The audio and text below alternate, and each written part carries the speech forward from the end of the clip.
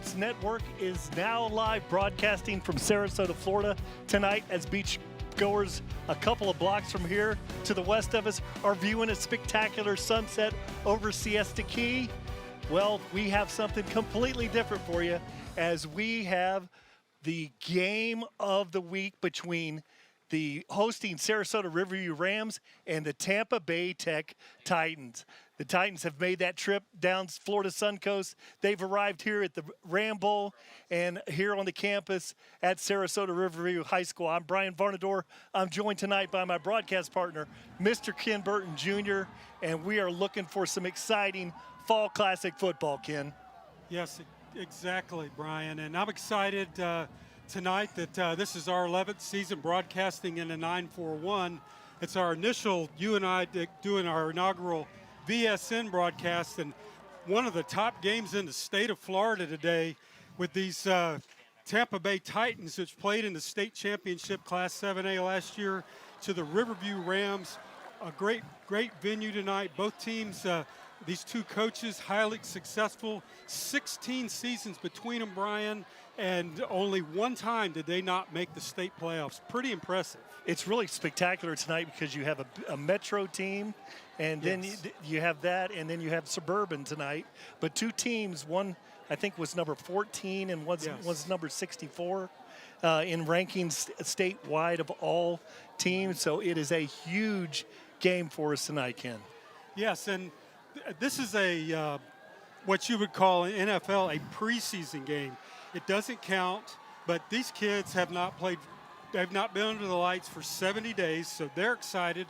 The coaches are excited, but you got to play that balance game here. You don't want to. The coaches don't want to show too much, so it's going to be very vanilla. You're going to have. You're going to have players that are going to be fighting for starting positions tonight. You hope that somebody is going to surprise you that hasn't maybe done too spectacular in practice, and you don't want to get anybody hurt, but you want to win the game. So it's a balancing, juggling act tonight. And it's amazing the celebrities that are on the sideline with the coaching staffs. You know, I look down there and see NFL players on the coaching staffs here. How big of a game is it? And we see some really talented players, you know, with lots of scholarship offers out there all over the country. And we'll be talking about that during the broadcast. But I'm just excited to see these guys go out and do what they do so well. And if you're not familiar with the 941, you know, we talk about the Suncoast and beautiful weather, but we have some doggone good football down here again. Yes, actually, and that's another reason to be excited. On just a few days ago on VSN, we did the media day, and then we've also did the Adrian McPherson Top 100 and saw some great talent, some great kids, lots of offers, and some good grades to go along with it too. Okay, we're going to take it down to the coin toss on the field.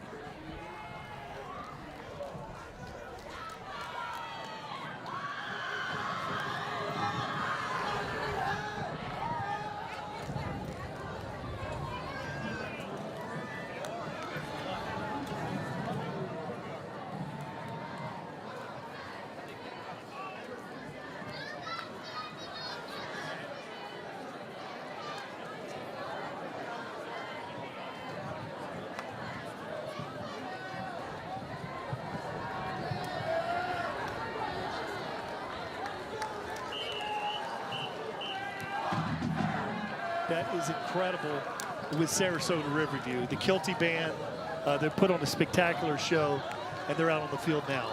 Yes, and we're looking at a great road shot. I would just switched off, but yeah, they know their letters, RHS, and they're award-winning, nationally recognized, and just a value added for being here at the game tonight to see this wonderful band.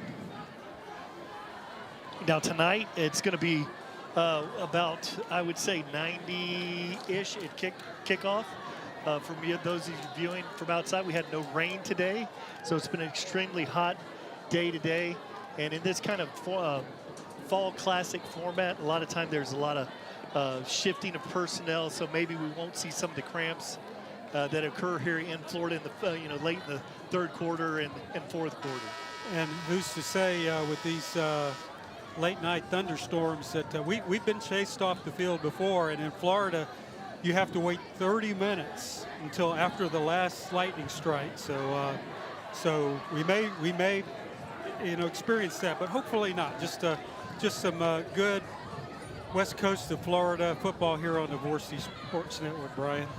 Yeah, and looking at Tampa Tech as they came out here tonight, Ken, you could see the impressive size of some of the personnel out there, the defensive linemen out there. You could see, today when we received the rosters, we didn't get heights and weights on the players, but I can tell you this, there's several of them out there on the defensive line pushing 300 pounds, Kim. Yes, absolutely. And, we've did a couple of their games back in Tiger Vision days in the playoffs, and they have great athletes there. They have skilled athletes coming back on. They have a strong defense led by edge rusher Antonio Cannon, who's committed to Pittsburgh. Safety Norris Davis is an Iowa State commit. And then in the middle of the defense, it's anchored by linebacker Corey Lucas. On the offensive side, and I remember him from the playoff game last year, was their quarterback. Threw for 2,464 yards. Xavier Washington, 24 touchdowns, but he also ran for 526 yards for 8 more scores, which helped them make it all the way to the state championship, losing to St. Thomas Aquinas, which they're national. I think they're top 3 in the country probably at the time they played. Yeah, what we've seen out of this, and we were surprised watching Tampa Bay Titans last year. The quarterback play, we thought that this would be a running quarterback, when we watched him carry the game, and he did a really proficient job, not only passing the ball, but he was very clean with the exchanges. I remember a couple times there were some snaps, there were some issues, but he kind of fielded them with one hand very confidently and just makes plays. And he's only going to be better this year. The key on the offense, and I remember they have 3 or 4 great receivers, but they lost their key receiver in Greg Gaines, who's now playing at Iowa State, caught 69 passes for 954 yards, and half of Washington's touchdowns were to him. So he's looking for a new receiver, but he's got a great crop to pick from. And speaking of players, we have Charles Lester III. The Riverview Rams are already back there ready to return this. And Lester, CL3 as he's known here, he's a wide receiver, defensive back, and only a junior according to my information here, Ken. Yes, he is a top 10 player in the state of Florida, carries a 3.8 GPA, and has 26 offers. He is what they call a 5-star. And it's interesting to see who the kicker will be. I think it was Kendall Johnson we saw kicking last year. And yes, Kendall Johnson, the junior wide receiver, and he's a talented wide receiver. I remember the game we covered last year, him out here kicking, and he was able to put some balls in for touchbacks. So really a talented two-way player, wide receiver and kicker. Very unusual combination. Any great program in Florida, you have to have good special teams and even a better kicker. So Kendall Johnson approaches the ball and gets a solid kick. It's going to come up a little bit short. Going to be fielded by CL the third. He takes a shot outside, shakes a tackle, and he's going to be down at the 27-yard line. Nice return. Nice return. Didn't look like there was a lot there, Brian, but like we were talking earlier, this is a 5-star player. And that's what they do, is they make plays, and got a decent run back to give the Rams 1st and 10. Looks like on about their 28-yard line.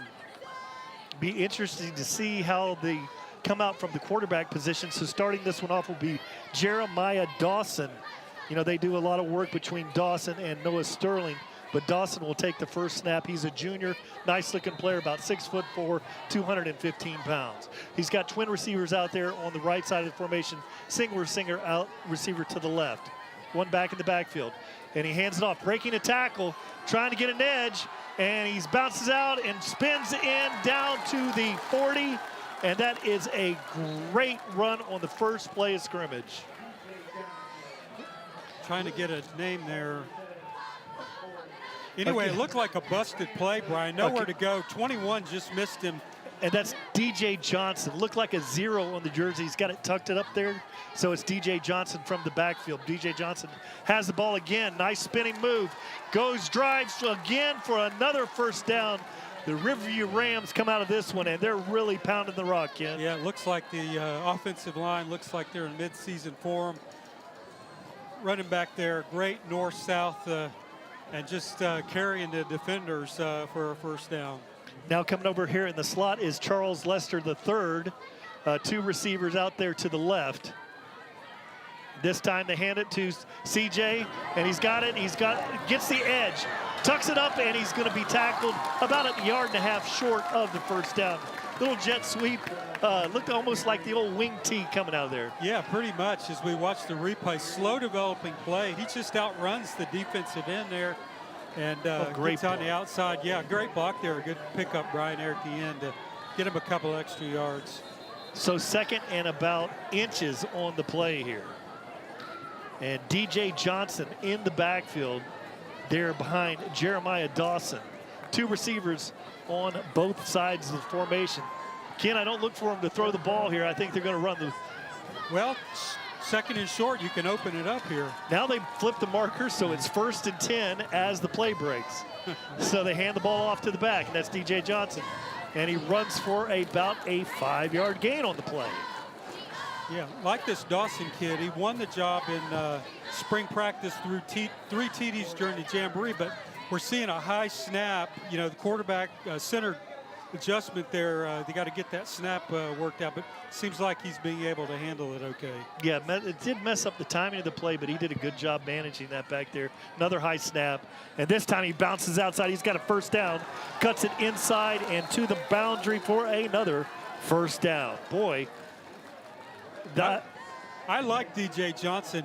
You know, there was nowhere to go in the middle of the field, so using that great vision, he just darts to the outside, and they are just marching down the field, Brian. Impressive statistics coming up here with DJ Johnson. You know, he's probably picked up 36 to 40 yards on this first possession, Ken. Very impressive. Yeah, and you know, if it ain't broke, don't fix it. And again, this is a fall classic game. You don't want to show your hand. So if they're going to let us run, and we're being successful, our offensive line is winning the line of scrimmage, we're just going to continue to pound the rock here, and DJ Johnson's going to run crazy. Now, for those, we've come here many years, Ken. I think this is our first look at this beautiful turf field, right? Yeah, maybe second. The grass field, you could remember. Yes. The slope, and yes. We're getting a good look of the. Thanks, Blake. But the old field, the Crown, when you would walk out on that field, it was so noticeable. It was like a home field advantage for the Rams. So the Rams here with 1st and 10. This time he throws it out there. He throws a little bubble screen, shaking a tackle, CJ Lester, but really good play there by number 16 there, coming up, really an undersized corner, comes up and makes the play. And that was Marquis Vereen, senior quarterback. Great play on a very talented receiver. Yeah, the tight end coming out and making a nice block there too to give him a few extra yards. Dawson waits. Oh, nice spinning move, and this time into the teeth of the defense. Ed Gwynn, senior linebacker, how do you do? Yes, I think that timeout that they took a couple of minutes ago with the DC, tell them calm down, just, you know, stick to your gaps, play your game. You guys know what you're doing. Maybe they've settled down here, Brian. You got a big, strong, good receiving tight end out there. CJ Lester, he rolls to his left, throws it out there late. He's got a man. Did he keep that foot in bounds? Incomplete pass. He said he was bobbling the ball. We may catch that on the replay. Very close. So that was to Lester. CJ Lester. Charles Lester III. Let's see that one on the replay. So quarterback's rolling out, just a down and out, and yep, out of bounds. That's very close. And you only have to have 1 foot in high school. So now, 4th down situation here for the Rams. 4th and 11. And you know this, now they've got that big tight end out there in the slot. Look for some kind of, you know, he's 6'5", 6'6", a tremendous target out there. You can just throw up a 50-50 ball. Instead, he just throws it out there to Lester. Incomplete pass, turnover on down, so it'll be Tampa Bay Tech ball. Yeah, it looks like that timeout the Tampa Bay took paid off. Defense settled down, and then the offense started struggling, so a win for the Tampa Bay Titans defense on that first possession, although it didn't start out that way. Now we get to see Xavier Washington and the Titans. Big receiver out here, number 18, Kendall Johnson, junior wide receiver out here to the left, and an absolutely massive offensive line out there for the Titans. They go to the middle of the field, and he goes for a first down. Helmet comes off, so he's going to miss a play there. That's number 5, Roderick Gainey. Yeah, I think the running back position was, they lost their guy last year, so nice gain on the first play, moved the chains. You know, we've got we've got Rosebury and Rosebury. We've got a quarterback out there, junior, Jaden, who's number 12 out there. He's going to take that, and his brother's also very active. This time, a great play by the Riverview defensive line for a loss on the play. Yeah, looking at the replay, the left side of the defensive line just blew him up. Looked like number 7. That's who we had. That's Dante Abner. Dante Abner. We had him on media days. He goes about 225 to 250, only 6'1", but he's a he's got a big motor and plays with a lot of athleticism. And very fast. We had a very good time with him on media days. Now this one is pitched out there to the running back. Great speed, but it's going to be shut down there. Really a gain of about half a yard on the play. Brings up a third and very long, 3rd and 10 we'll call it. Yes, the left side of the Rams defensive line is holding their own, led there by DeMarcus Abner, putting the Titans in a passing situation here. Let's see what they do. It's interesting. You've got huge size with the Titans, and you've got explosive, smaller speed on that defensive line for the Rams. This time he looks, nearly intercepted. Great play out there, and now we have a little we have a little tussle going over there near the sideline. So that'll bring up a punting situation. Yeah, little nervousness there. You know, these kids have been waiting for this for 10 weeks to get out there and hit somebody else, get up under the lights and play in a real game. And so emotions are flaring a little bit here. 4th and 10. And a great play over there by the defensive back. I believe it was Jaden Terrahawker over there, but a great play.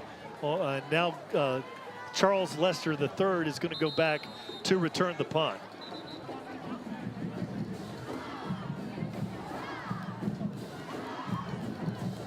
If I remember right, you know, Tampa Bay Tech scored a lot of points last year, and I don't think they punted too much. So let's see if they've worked on it here. Looks up with the 2022 version. Riverview coming up with a very aggressive look. We've got 10 across the line, no blocking backs, and Tristan Pless, the senior, is a fullback punter back there to receive this one. Wow, it looks like they're coming here, Ken. Gets a high kick out, and it looks like it touched Riverview player. There's a flag on the play with block. Maybe it could have been a violation of the fair catch. No fair catch. Just hitting before contact. And yeah, there's the flag. But he's also looking up into that bright sun. It's right into his eyes. So let's see what transpires here. That's a really good look. You can't look. mess with him. I tell you what, the VSN camera crew here again. What a great shot. You interfered with the opportunity to make a catch, the halo rule, which we used to, but I mean, that was clear. And then you had a ball glance off up back also. Up back, yes. These guys are good. You know what, Ken? These guys on the cameras back here are great. Yes, and it makes our job a lot easier up here. We're just so blessed. And again, excited to be on VSN and excited for the year. 941 with the great football in our area code. It's going to be an exciting year. Boy, look at number 6, Corey Lucius, the senior linebacker for Tampa Bay. He's a player. Here he comes off the edge this time, and he's Johnson has nowhere to go. Good play there by number 95, Jaheim Borden, senior defensive tackle, holding his ground on the edge. Yes, and the Titans have several people back on a very good defense from last season. So they're everything that's been built so far. And Jaheim Borden has his rib protectors, it says in highlighted lime, "You slow" on the back of it. I've never seen that. Oh, fumble, ball's on the ground. Scrambling back is Jeremiah Dawson. Really great play there, Tampa Bay Tech. Yeah, that play was going nowhere. And 42 on the play. That is Trey Jacobs, a sophomore defensive end. Making tackle for loss, forced fumble. And if he's fighting for a position tonight, he just won his starting position for the season. Now it's 3rd and about 21 here. Oh, nice route. He's caught, and he's going to be tackled. Picked up about half of the necessary distance.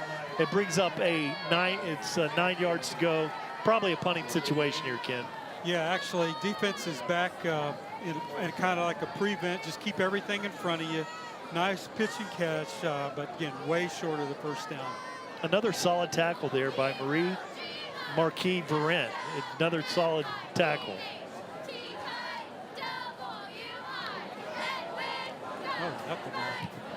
And there is going to be a muff. The ball's on the ground. Can't be advanced, and it's going to be down right there. You can't advance a muff in high school, can you, Ken? No, I don't think you can, Brian, and I think it must have touched 3 or 4 players. We get the replay here. So it was a knuckleball back there. It's a low punt. So he took his eyes off it, hits number 25. 21's bobbling it, and it looks like 28 is Johnny on the spot. So first big play on a special team tonight to give Tampa Bay a short field. Really, looking at the shadows on the field, Ken, it's west over there, so the sun was not in his eyes. It was behind him. Yeah, he took his eyes off of it. Okay, we're going to go to the sideline report with Dava. All right, so Riverview just scored. It looks like it's a hot one out here, but it's not affecting them at all in any way. The energy is crazy. Yeah, it's nice to be that close to the action there. So the ball is going to be spotted at the 20-yard line. It's going to be 1st and 10 as Riverview now, they're in that red zone. Yes, and going off what Davis said, a lot of energy. Riverview, they attend their games, they support their community with that great big band. It's like a college atmosphere here every time we've been here, and looks like they're knocking on the door almost in the red zone, Brian. Just a little bit shy. Jeremiah Dawson is going to take this one out of a pistol formation. One back in the backfield there, fakes it. Now he throws the deep fade, wide open receiver, and that is Charles Lester III for 6. We know Lester is a great two-way guy, but that quarterback made this play as we watch the replay. He's looking. Got inside great technique, back shoulder fade. Back shoulder, great boom. Pass, nice pitch and catch. So 6 points. Jeremiah Dawson with a excellent looking route. The flag was slightly blowing toward the other slide line, but a perfect toss. He looks the part, Brian. 6'4", 210. Great pitch and catch. A little bit of a low snap, but a great job by the holder there. The kick is up, and it is good. And I'm trying to get a number there by the kicker, number 32 there. And that is Majestic Van Ingen, kicker, junior. Yeah, we haven't seen their I don't think he's their number one kicker. Stone Springman, whom we interviewed on Media Day, he was 6'4", 185, is considered by many the top kicker in the state of Florida and ranked number 5 nationally. So Riverview now with a 7-point lead here. Trying to take a peek at the clock. It's difficult for me tonight, but it's 5 minutes and 13 seconds here in the first quarter. Again, a fun night for football. Yeah, again, I'm excited to be back. It's hot, it's muggy, but these kids are excited and they're nervous and they're fighting for jobs, and it's just going to be a great season. So now, Adam, you know, one thing, Aiden Schultz is going to kick this one off, 31, a sophomore. We have five kickers on the roster here at Riverview. Do they think it's important? Special teams, 5 kickers on the roster. Rarely do you see that in high school football. Well, Springman told us he's not a punter, so one of them was a punter, and so we'll see how these guys do. Nice kick. Schultz, very high kick, drives him down to the 5-yard line. Looks for the outside initially, steps up the inside. Great speed, but a better tackle. Javion McKay out there with the return, and a fine tackle there by number 12, which would be Jaden Tarahawker again. Tarahawker, what a great football name. You stay in your lanes, and he just followed the ball and didn't let him get out. Came from the inside and brought him down. Great coverage there. Nice kick, and he's not their first-string kicker. Tell you what, I like to look at that tall safety back there for Riverview. Yes. Real lean-looking ball hawk. This time they run the ball, and he shakes the tackle. And really good play there by number 12. There's Jaden Tarahawker once again. He's not the biggest guy, but man, he is a great tackler, and he gets to the ball very quick. Yeah, he broke down. The back was trying to jump cut inside, popped outside, still able to make the tackle. Impressive last 3 plays here, and then the series before. What a game he's having tonight. Oh, high snap this time. Quarterback keeps it. The snap was so high it messed up the exchange. But getting credit for the tackle there is number 3, and that's Tristan Parsons, defensive back that had kind of crept up there into the backfield. Yeah, we're still seeing the interchange between the center and quarterback. We want to get these things wrinkled out before the season starts. Got to get that timing. Jade Roseberry now checks things over. Look, he in the backfield with him back there is Roderick Gainey, the junior running back there. Nice looking receiver on this side of the formation. Twins out there to the right. Hands the ball off. Good tackle up there. And he pushes his way for the first down. Great run. Yeah, just running up the middle, letting your line open those holes and just squirt through it. It didn't need a lot of yards, just enough to get the first down. Yeah, there's 3 of them out there. They're big. Look how big they are. My goodness. 300, 295, 300. There's some big ones in there. This time, Riverview creeps up. And he looks, he throws the long ball. Lots of pressure. Got a man wide open, and it's overthrown. So out there was number 18, Kendall Johnson. But again, it looked like a 3-4 coverage.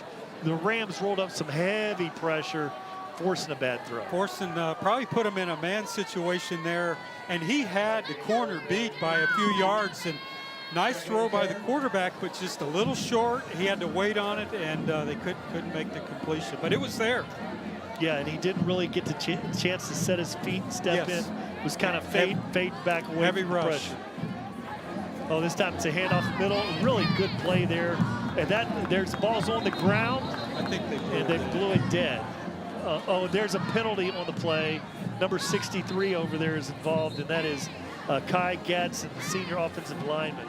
But that was another play, I believe, by number 7, Donta Abner, the defensive lineman that we had on. That was Donta again. He's a beast. And he's coming out. He's a left defensive end, and they're attacking him. And he's like him and his brother are the keys on that defensive line, and they're trying to take him on, especially him. And it's like going up against one of their better players. And he is, 250 pounds or 225, maybe 250 with his pads on. And he's outweighed by over 75 pounds, but he is really getting across that ball. 16 tackles last year and 3 TFLs, playing interior line last year. Great player. Probably had a face mask on that last play, Ken, so it brings up a first down here for Tampa Bay Tech. Ball is spotted at the 45-yard line.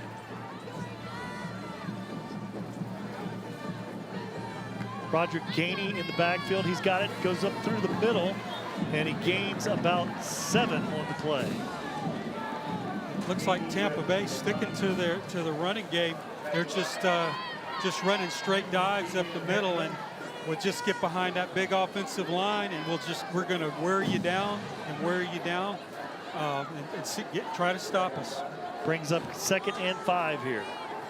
This time, lots of time, throws the ball down the sideline, and good coverage over there. No penalty on the play, so that'll bring up a 3rd and 5. Yeah, great opportunity there. When you run well on first down, you can open the playbook a little. You don't want to show them everything, but there's a good chance you could throw the deep ball, stretch that defense out, which will set them up for future plays, at least in this game. So a 3rd manageable here for the Titans, Brian. And the junior quarterback, Jaden Roseberry, he looks really nice throwing the ball back there. Yeah, looks comfortable, like nice arm. But Riverview has given him a lot of different fronts up here. That smaller defensive line, but they're really shuffling the deck here. I've seen a couple of inside techniques. This time they rolled out in a 4-3. They're really shuffling the deck over there. And, when you have coaches like Todd Johnson and pro type guys out there coaching up your defense, that helps. Yeah, Josh Smithers, it's in his 6th year, and they know how to win football games, and they are the larger school here. They're going to have more kids on the roster, and they could just shuffle these guys in and out all night. And who's going to wear out who tonight? So 2 minutes and 39 seconds here remain in quarter 1. Ken, this seems like it has been a very long quarter with all the running that we've had. Yeah. 2 minutes and 39 seconds here on the clock. So, some incomplete passes to stop the action. I know why, because the runs are going for first downs. First downs, and in high school, stops the clock until they set the chains. And a great crowd here tonight for the just a preseason game. Again, the Ram family support their team. Roseberry hands it off, big speedy back around there, horse collar attempt, and there's the call. So he's stepped out at the 25. We're probably going to tack on some more from there. Yes, nowhere to go up the middle, so I'll just go to the outside, and nice face mask, and then there's the nice stiff arm, and then there's the horse collar that you called, Brian. So tack that on, and they'll be first and half the distance here. That's one of those things, you throw a big stiff arm like that into the defender's face mask, and then as a defender, the only thing you can do, and you get called for a big penalty there. Or you let him score a touchdown. Yeah. You just can't win. First, just 10 from the 21. You live for another day here. Oh, he throws it out there, and good coverage out there. That one was intended for John Ye, his younger brother. Jaden flipped that one out there to John Way, but really good coverage over there. Yeah, he got quarterback got hammered when he threw the ball. Hung in there, and the pass goes miscue. So they'll line it up 2nd and 10 and do it all over again. Now this time wide is Javion McKay. He's the dynamic kick returner out there in the slot. And let's see what they do this time. Another handoff to the middle of the play. Number 10 for Henry Florigio, linebacker, defensive line. A great play, the junior. Yeah, great play. Tampa Bay still not scared to run the ball. 2nd and 10. Didn't come up with anything, so it's going to put them in a pass situation here, Brian. Let's see what they can do here. they've had 2 good drives down the field here, but they've stalled. It looks like we're going to have a timeout again. So timeout by Riverview. You know, that play, Henry Floriglio showed some really strong hands. He was turned away from the sideline, a back running inside, to stick your hands out like that and be able to make a play. Very impressive. Yes, and a great characteristic of a defensive line is strong hands. Yes. Got to have strong hands. Just remember doing the Adrian McPherson Top 100 and watching those guys use their hands strong. You have to be able to push those linemen off, and that is definitely a key attribute for a defensive lineman. So the Tampa Bay Tech Titans here now have the ball 3rd and 10, just outside of the red zone. We're going to spot this one at 21.5 with 2 minutes and 2 seconds remaining here in the first quarter. Jaden Rosenberry takes it, looks, throws the ball out, and he slips on his cut. Incomplete pass, brings up a 4th down.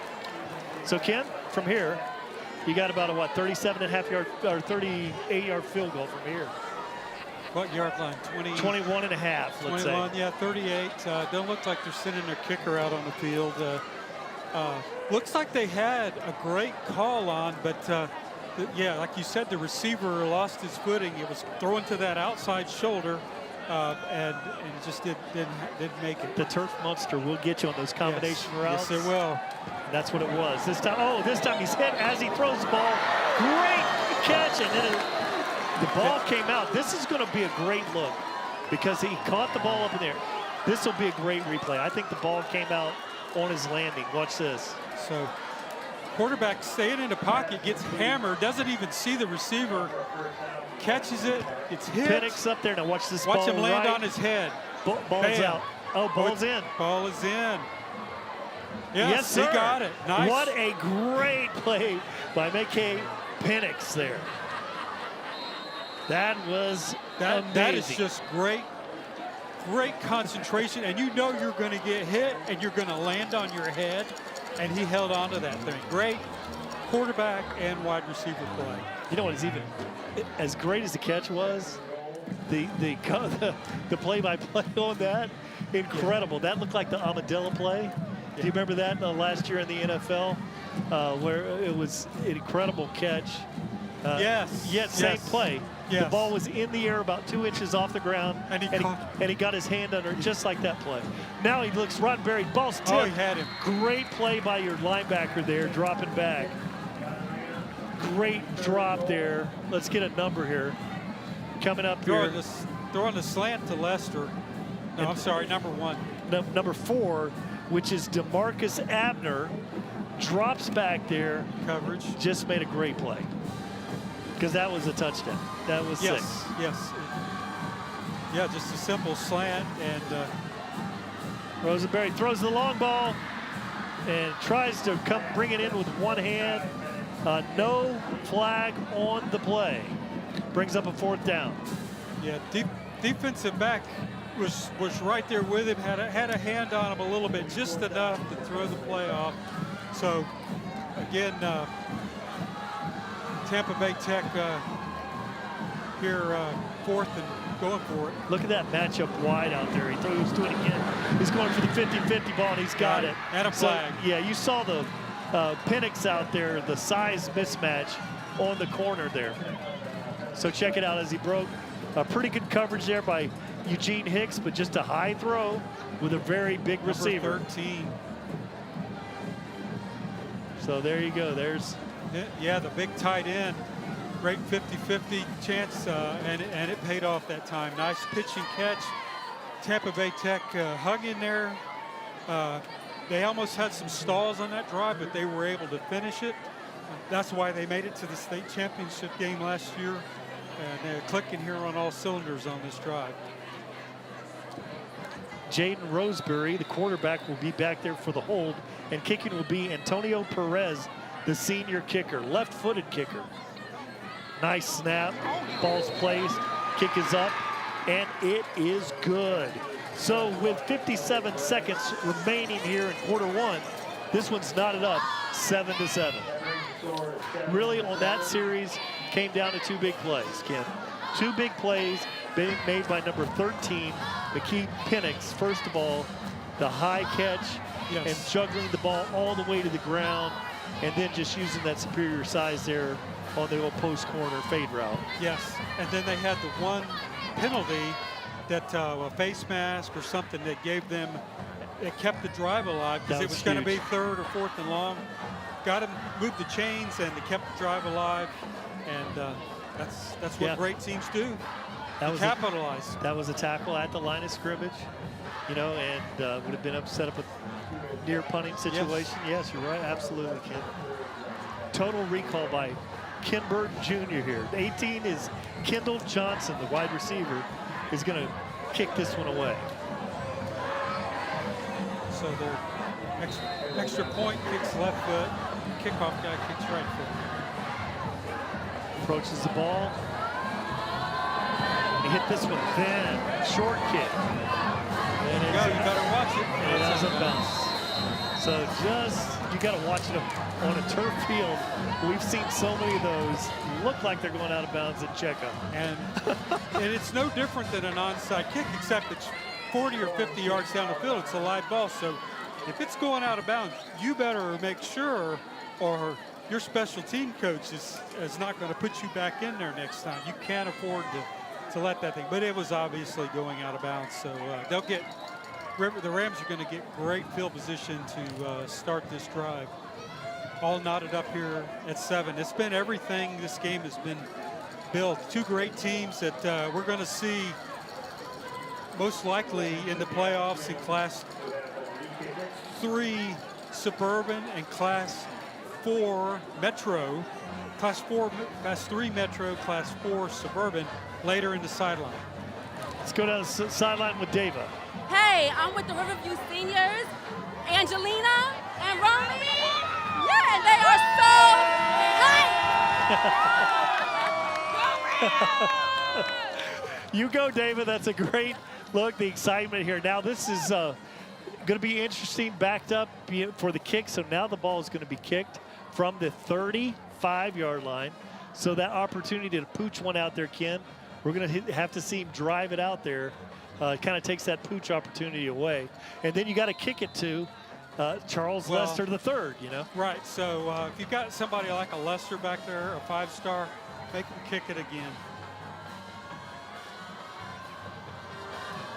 This is a better kick. He drives him all the way. He kicked it to Lester. To the 6-yard line. Lester's got it, looks for a block, trying to find a crease.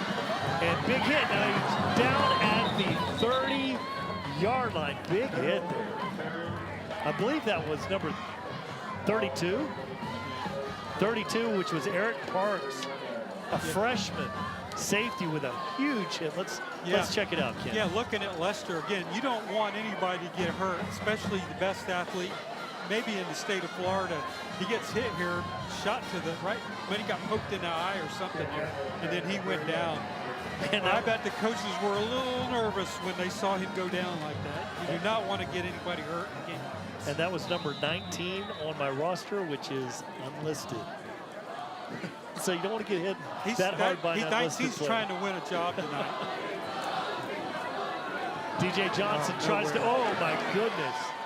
Big play there. Number 6 finished it off, but I think it was number 18 that, watching the replay here. Right, number 10 coming from the outside, looked like a blitz, Brian. And Corey Lucius gets the credit for the tackle for loss, but had a lot of help on that one. Absolutely. So now brings up a 2nd and 15. They hand it off again, and again, number 10 is there again. Ed Gwynn, the senior linebacker. Yeah, he has busted up 2 plays in a row.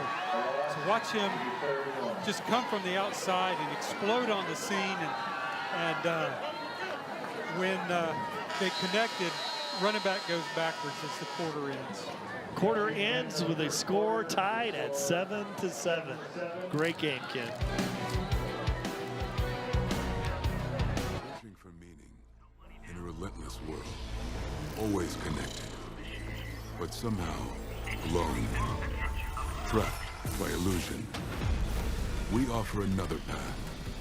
where the battle to belong begins.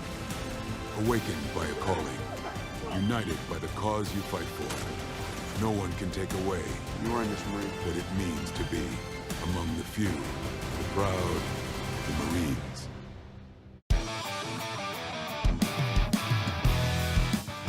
We are very good at what we do. What we love most is when our customers come in with an idea, whether it be a vehicle wrap, trade show display, wall mural, floor graphic, doesn't matter what it is, and we get to run with it and make it happen. One of the most exciting products that we have to offer are our vehicle wraps because we're so good at them. It's in our name.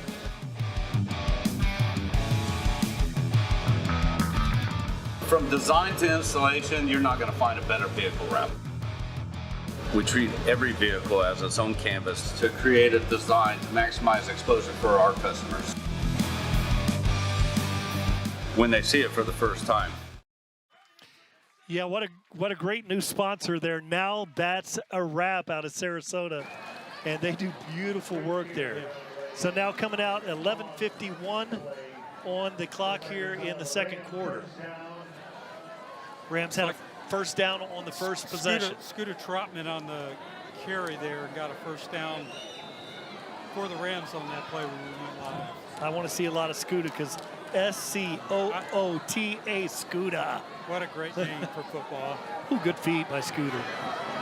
Oh, and he's going to, he goes for a nice gain on the play, but there's going to be probably a holding call by one of the interior linemen.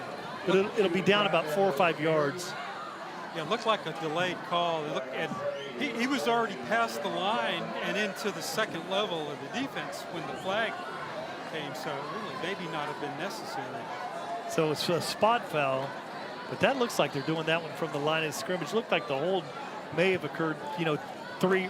Behind, but he was already, again, behind into the second layer of the defense. And so now that brings up a 1st and 20. He flips it out there. Oh, big, dangerous play there. Just a little flare pass out of the back. Nothing doing. Yeah, Jaden Rosberry was going to blow up the wide receiver if he kept his head up and saw that ball coming. He had an easy 6 points, but regardless, an incomplete pass, putting them in second and long. So here, really generally you don't want to try to pick it up all in one batch here. You got a 2nd and 20. You want to throw something right beyond the marker, the 11, 12 yards down the field. This time he rolls to his left, has that big tight end, turns it up, and he's going to be tackled at the 45, right at the original line of scrimmage. So it brings up a more manageable 3rd and 10. Yeah, exactly. Luke Petita goes 6'5", 240. We saw him at media day. He fits the bill, and he looks the part, and we'll get a lot of looks. Jeremiah Dawson now has Scooter back in the backfield there with him, and he rolls to his right, gets a nice block from the back, throws across the body, and there is going to be an interference call on Tampa Bay Tech, and that's going to be a first down, Ken. Yeah, quarterback looks like nice blocking there, great there, blocked by Scooter.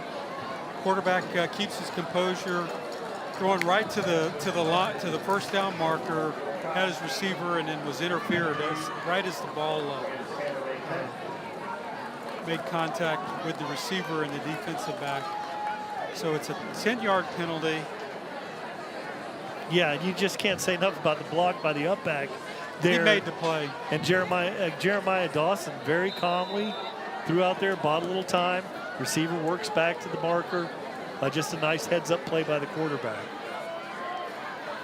Look for something different out of this set. This time they throw a little out there, and he's going to crack it all the way back. It's Lester.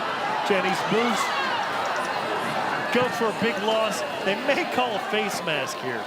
But yes, they did. Okay, so yes, they had him. He's doing his Peter Warwick impression here, which he can do, but it's going nowhere, trying to make something out of nothing. But he's got the ability to do that. And at the last second, the face mask comes in and saves the drive here. And as a defense, that is so frustrating. Yes. Because you've got the guy for a 5-yard tackle for loss. And it was 2nd and 20, so it would have been 3rd and 25, 3rd and 30, and you got him right where you want him, and you let him back in the game here. However, here in high school football, one things people see, okay, that's a face mask. It is not an automatic first down. 3rd and so 7. It's 3rd and 7. Great call, Ken. You're gonna make a mistake one of these years, Ken. This time he looks, buys a little time. Great job by the receiver. I think that's Lester over there again. But really nice work. So what you saw, he came up, the quarterback did a little hitch. Lester put his hands up, then drove into the defender, got the hands out again. Just that looked like if he's a college corner, he looked like a college receiver on that play. Yeah, it looks like they've done a lot of 7-on-7 over the summer to fine-tune their timing, and it's showing.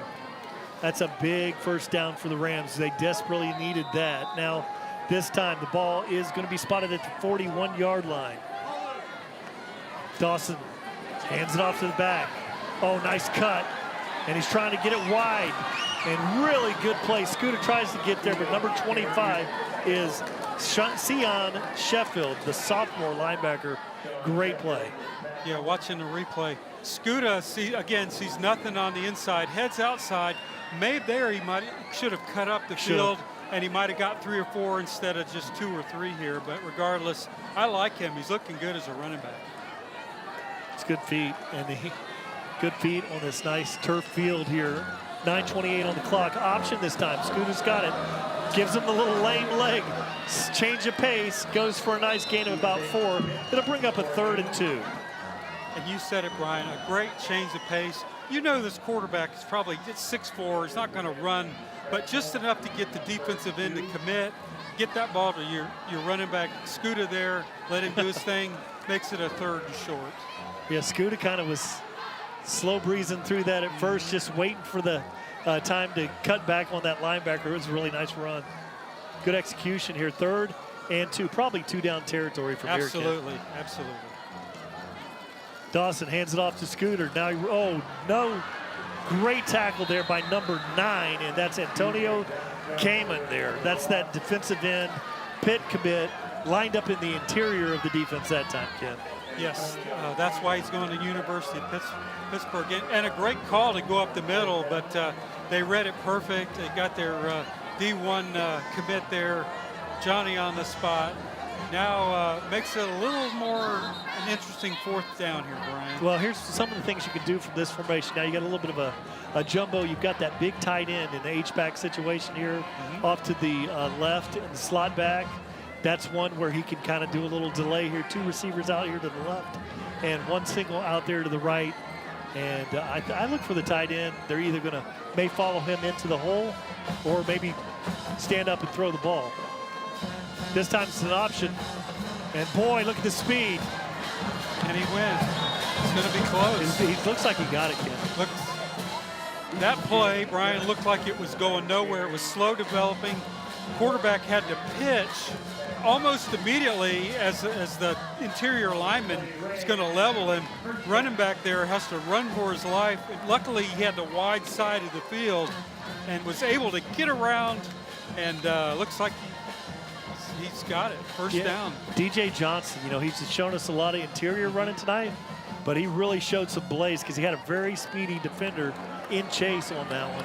Yes. So DJ Johnson getting stronger and even faster as the game goes on. This time there's going to be a false start. Oh, and that's a shame. Maybe the lineman, defensive end jumped on the right side. We'll see. So it was encroachment on the Titans. So that's where that quick little snap, like the change of pace on that option here. He probably changed that count out, did that head nod a little bit different, makes the defensive lineman there jump just enough, 5 yards. Now look at the big tight end coming out and blocking. So you got your 6'5" tight end in that formation coming out, and you do that series sequential play calling. We'll tell you at some point instead of throwing that block, he's going to slip down the middle of the field. Yes. Between maybe the two safeties or a safety. He's going to run right down that lane of the field, and he's going to be right there. Yeah, they're setting a play up for him. And probably when they get to that red zone, that's where I'd want to get that. Yeah, if I get in maybe inside the 10-yard line, when like you saw earlier, when you have a receiver that's 6'5", tight end, extremely long like that, and then you have the deception, because he's a good blocker. Well, yes. We've seen tonight, a lot of the receiving tight ends, you can tell they can't block. Yes. So they're going to be out there catching passes. But this guy's a fine blocker, and he's been blocking hard tonight, which really sets that up. Yeah, I think on media day, I think he told us he got his first offer from Holy Cross, and he hasn't played football that long. So very imposing figure there. So 1st and 5 here for the Rams. Oh, did they get him again? This time it looks like we had a receiver come out early over here.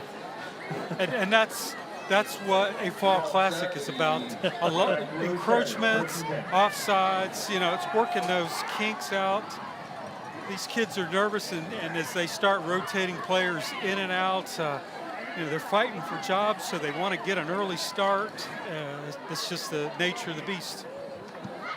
Dawson looks, and they come out on the other side. And so it was the receiver split out to the right. So we've had 2 plays in a row, the wide receiver at the far boundary with false starts. So it goes from 1st and 5, back to 1st and 10, and now 1st and 15. And the defense really hasn't had to do anything, just don't jump. It's when you want 2 backs and just put the quarterback underneath the center and play football. The one thing we see, Ken, with high school football, we see, 2nd and 1s turn into thirds and 25s with, those kind of things when you're running an RPO or you're running a spread offense. And it drives the offensive coordinators and the head coach crazy. Matthew Stahl on a great stop there in his defensive end position, number 22, coming in to make the play. Now this time, that Scooter back in the backfield again. DJ Johnson, they move again. Wow. It looked like more than one move in that time. So Riverview is just exploding, blowing up here on this series. They go 1st and 5. They're moving down the field, 1st and 5 on the encroachment, and just they're talking. free ball. They're talking about that. It makes you almost wonder: is the defense barking cadences, simulating the same? Because that's pretty amazing. 4 plays in a row.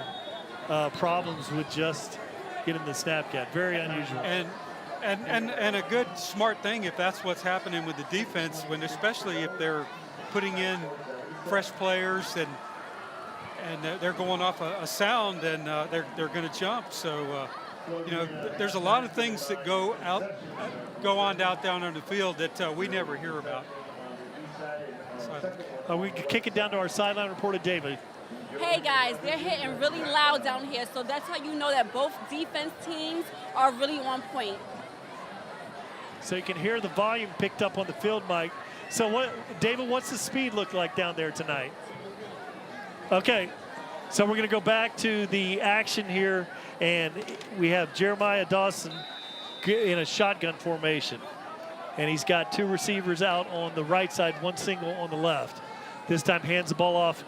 Tampa Bay Tech all over this one, started by number 95 there, Jaheim Borden, the senior defensive tackle.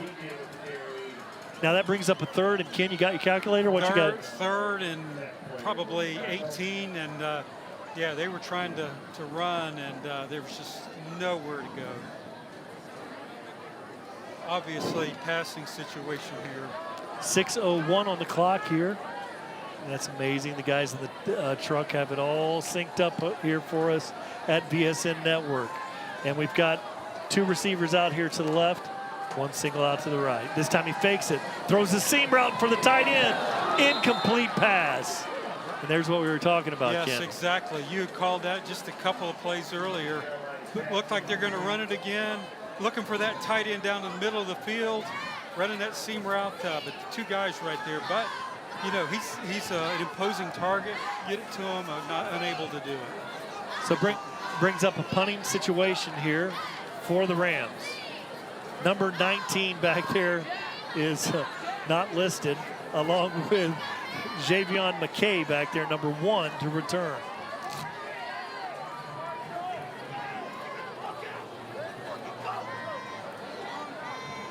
He's going to kick this one from the 45-yard line. 3 blocking backs up there. Kind of a wobbly snap. Gets it off very close. Oh, this is knuckleball of a kick. And very nearly hits it hit a Riverview player. We'll see that on the replay. Very close. They're lobbying that it hit someone. Really a very undisciplined play by Tampa Bay Tech there. You know, that's that Pete, get away from the ball. Yes. And you can see no one's getting away from the ball there. No communication back there. No, it hit a Riverview player. But a Johnny on the spot there. You can see hustling over there.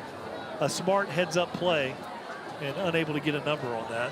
And a situation like that, especially when you kick a high short one and they're going to try to get them inside the 20, the punter has to yell where the ball, at least what direction is, so when they're looking up, running down the field, they know where to look. This time they hand the ball in the middle. And oh, nearly. There's some flags in the interior of the line there. Really almost, there was a lot of things happening on that play. Almost a forced fumble. Able to gather that was number 5 there, Roderick Gainey. But a lot of things going on. You know, the play here as the game continues is getting sloppier and sloppier, Ken. Yep, looks like a hold call was the outcome of this. Okay. So with a little bit of over half the quarter here, you know, Tampa Bay Tech's has to get out of their side of the field here for field positions considerations here. But 2nd and 20, 1st and 16. I'm sorry. This time to hand the ball off. He's got a little bit of an angle. He's at the 30, the 40, the 50, and he is still going and driven out of bounds at the 31-yard line. Was that Roderick Gainey? Roderick Gainey on a great run. And look at that speed kicking in. And 18 there. I was looking at the block up there by Kendall Johnson. That's our place kicking wide receiver with a great block. Yeah. Just all he had to do was just be the buffer there, and it allowed our running back there to get an extra 15, 20 yards. So what a great, they've just flipped the field there, just like that on a great run. So now Jaden Rosenberry waits. In the backfield with him is McKay Penix. This time he looks, throws the long ball. It's wide, and it is incomplete pass. Looks like a little miscommunication between the quarterback and the receiver there, Ken. Yeah, McKay, he completely threw that thing off the field. Maybe it was just he just didn't see what they were looking for in the call and just said, hey, I'll just pitch it here, and let's try it again. So brings up a 2nd and 10. Ball is spotted at the 34-yard line. Jaden Rosenberry hands the ball off, driving forward. Nice run on the play, goes for about a 7-yard gain. I believe that was Sincere Styles on the carry. And that's the first time you've called his name tonight, Brian. They are not abandoning their running game, even on a 2nd and long. They continue to run. They're not afraid to run it up the middle and making it 3rd and manageable. Jaden Roseberry back, looks things over. He's got one receiver out there to the left, twins to the right side of the formation. Riverview pulls up in a 3-4 look. Ball low snap. He slips a little bit. Now he's going to keep this one. Running for the edge. He's got it. 20 down at the 15-yard line. So really nice run there by the quarterback. Jaden Rosenberry. And this play, besides the snap, he almost slips on the 35-yard line, just decides, hey, I'm going to run this thing. I'm an athlete here, and makes some lemonade out of definitely some lemons on that play. Penix is in the backfield back there this time, along with Roseberry. Gets it, drives forward, driving, goes for about a 4-yard gain on the play. Ball spotted just outside the 10-yard line. Yes, we watch the replay here. They're just gonna go get behind that big line and let their running back just get up there and try to find a hole and scoop between them and get that positive yardage. 3:14 on the clock here. 2nd and 6. The Titans are driving on this one. In the backfield this time is Sincere Styles. This time he throws out there. It's picked off. Get a block out there. And he's Parsons with the interception. We might have a block in the back, but it's Yes. Riverview. It's Riverview Ram football. Really great play by Tristan Parsons. You know, we talked to Ben earlier. Parsons just jumps the route there. Well, he almost kind of threw it between them there, and just Johnny on the spot. And oh my, they were knocking on the door, getting ready to take the lead, and how unfortunate. The penalty there is going to bring it back a little, but my goodness, great stop there by the defense to thwart that drive. Really, I didn't get a number on the linebacker that made him throw over the top, so he had to clear the top of the linebacker, which set the play up there. Yes. Really an easy pick for Parsons. Now the Rams have it. Little spark on the offensive set. 2 receivers out at their right. They hand the ball off. Big hit. Ball's on the ground. And let's see, the Titans look like they have it. So you probably... They're calling it Tampa Bay ball. So number 9 there is going to be Antonio Cameron on the play.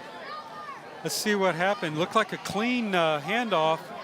Oh, after he got hit, the ball just came out, and he's saying, oh no, I dropped the ball. And it was Ed Gwynn that was able to make the play. And then number 10, and Antonio Cameron with the pickup. What a break there. So Tampa Bay is right back knocking on the door, right where they turned it over. The Rams turn it right back over, so they got an opportunity here to make up for the mistake. 2:50 on the clock here. You know, in Riverview and Tampa Bay Tech both have 1 timeout remaining here.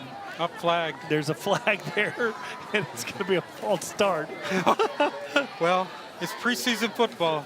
That's going to be expected, and it's going to happen again before the night's over, if not more than that. Wow.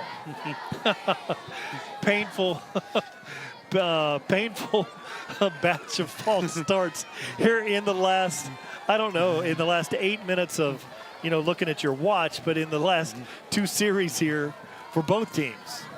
Oh, shaky exchange. Quarterback keeps it and can't do it. Riverview all over that ball. Is tackled at the 20. Gain of about 2 yards on the play. Brings up a 3rd down here, Ken. Well, that's 2 yards that they're fortunate to have, because there was a poor exchange there.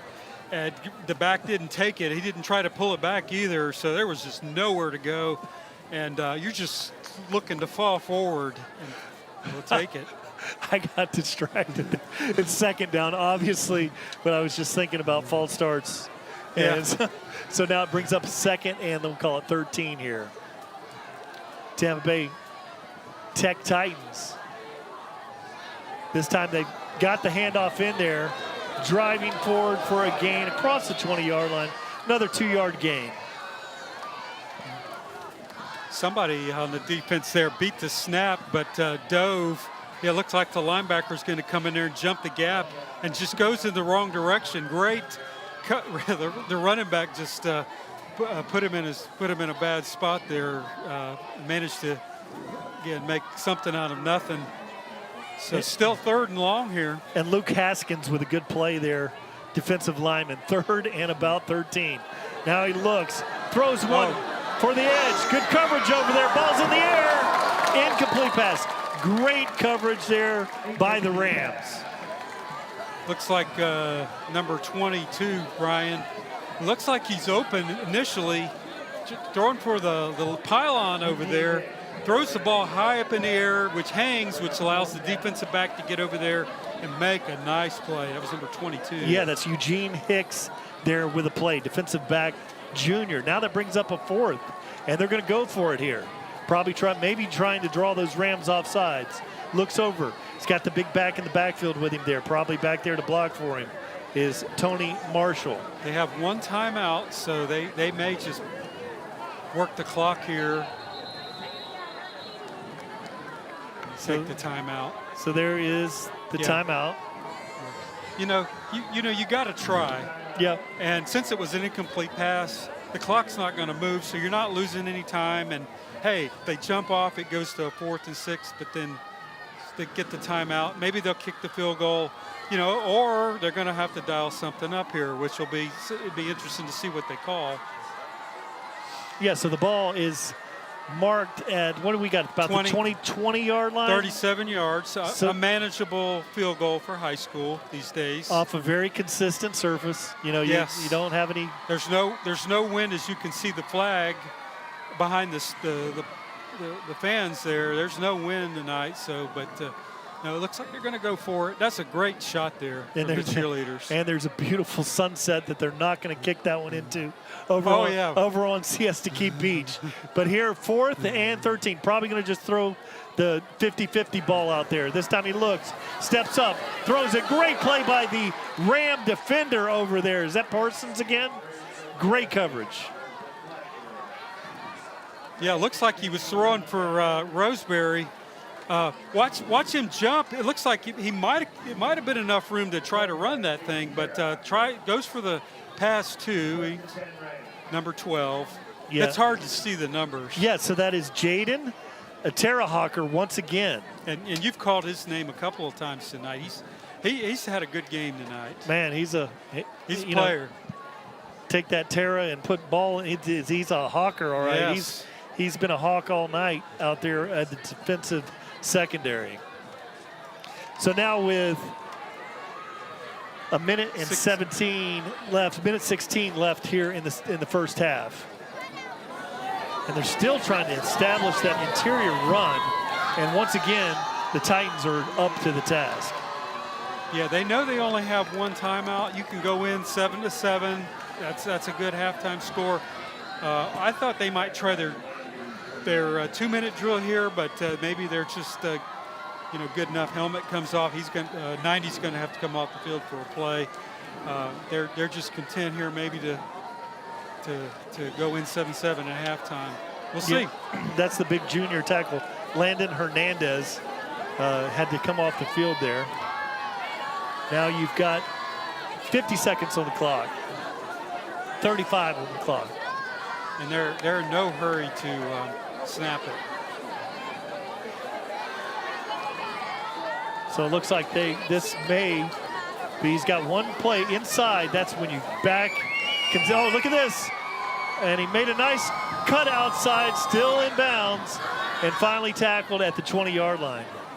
That one thing you do not want to do on something like that is to cough it up and hold on to that thing with all your might. And quarterback, you saw he got rid of it. He didn't want to get hit. So the running back there just holding on for dear life. And they're trying to strip. Look, oh yeah, they're going after it because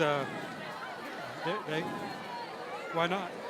Eugene Hicks. Now that'll bring the clock down to 0.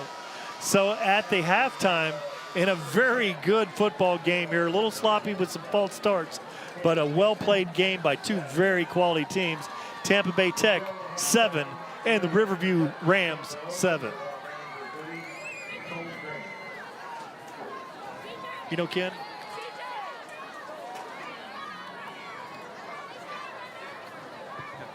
We're going to do an interview with Dava on the sideline here shortly. Look at that beautiful sunset out there here on the west coast of Florida. Okay, Dava, what do you have for us? Hey guys, I'm waiting to interview Coach Josh Withers. We want to get an assessment about the first half. Everything is just going crazy down here. It looks like everybody is just right now taking their break and just recouping. But right now, that's what we're doing. We're just waiting to see what Coach is going to do. Here he is. He's coming right now.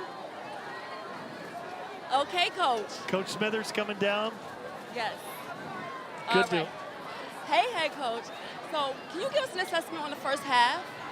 Well, we got off to a good start. We were able to run the football. They started blitzing. We just got to go in there and make sure that our offensive line know who to pick up. And, I think we'll be okay in the second half. I think we got a chance to take a couple shots down the field, too, with Charles Lester, so we'll see what happens. Any surprises in the second half? No, I mean, they're 14-1 last year. They're an excellent program, so we knew it was going to be a tough game. I think our defense is playing outstanding. We just got to keep playing and try to make a couple more plays and see if we can come out with a victory. All right, thank you, Coach. Back at it, guys. Hey, thank you very much, Dava. Ken, back here in the press box, I think if we were going to wrap this one up and say now this is a wrap for the first half, we're going to have the band coming in here soon. But I think it's competition competitive. Absolutely.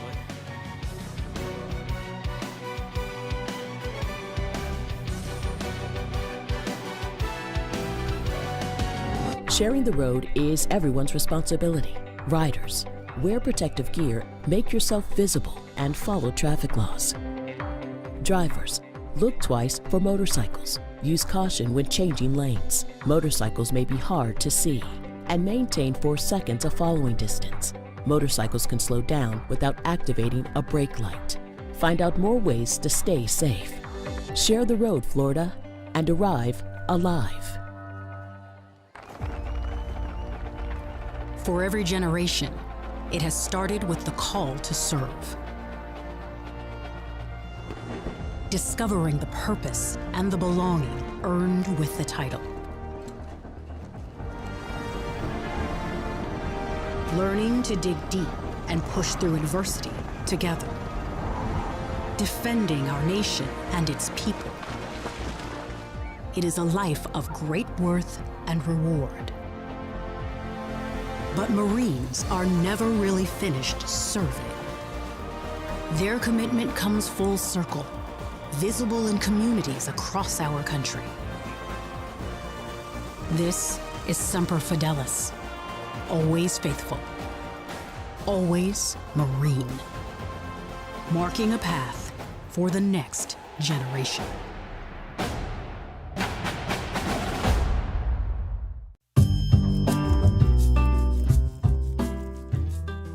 This August, we want you to remember to keep children safe as we return to school.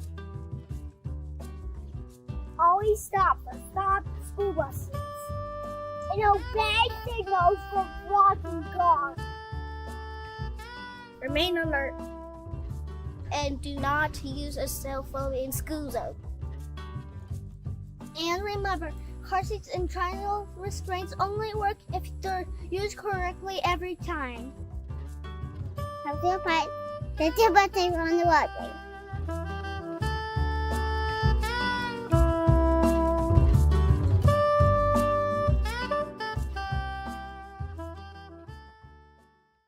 In sports, we wear all types of equipment to protect ourselves from injury. One of the most important, yet neglected parts of the body are the ankles. Research shows that more than 30% of all sports injuries are ankle-related. Preventing an injury is key in any sport and applies to any job where you're on your feet all day as well. Prevent Sprained socks were scientifically designed and engineered for support, stability, and performance. Stay active with PreventSprainedSocks.com.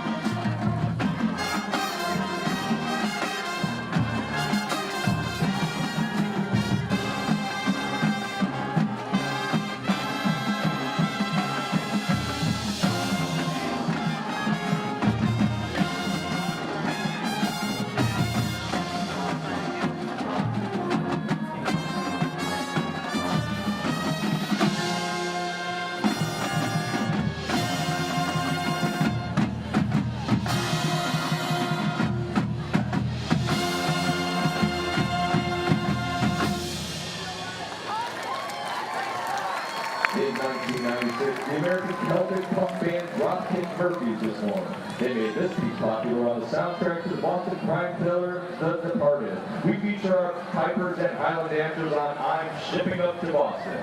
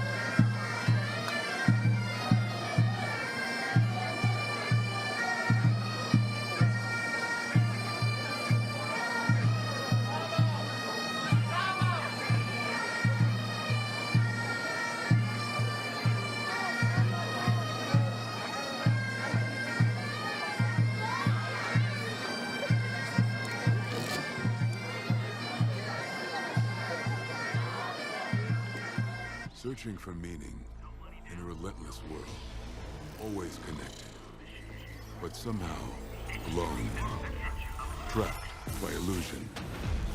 We offer another path, where the battle to belong begins.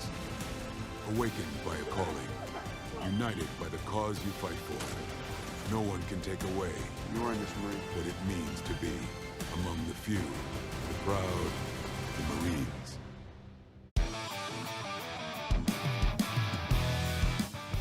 We are very good at what we do. What we love most is when our customers come in with an idea, whether it be a vehicle wrap, trade show display, wall mural, floor graphic, doesn't matter what it is, and we get to run with it and make it happen. One of the most exciting products that we have to offer are our vehicle wraps because we're so good at them. It's in our name.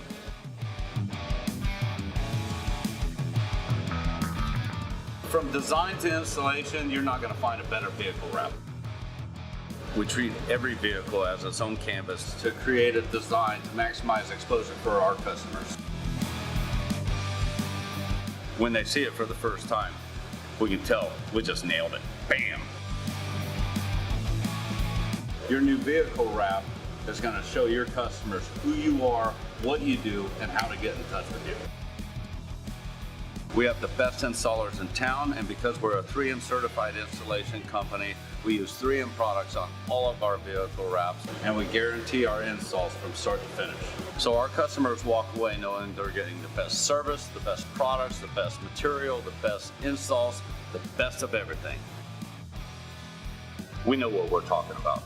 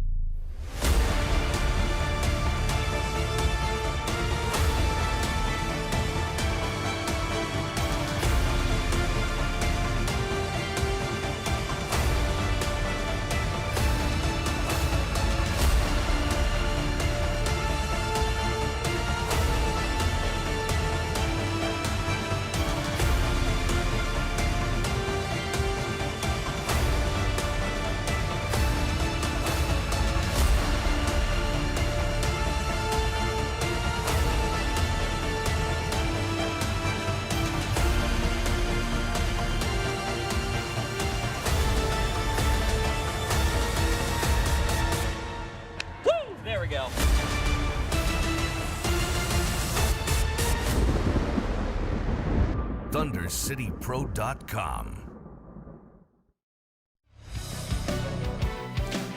Ken, what an exciting first half of football. Woo!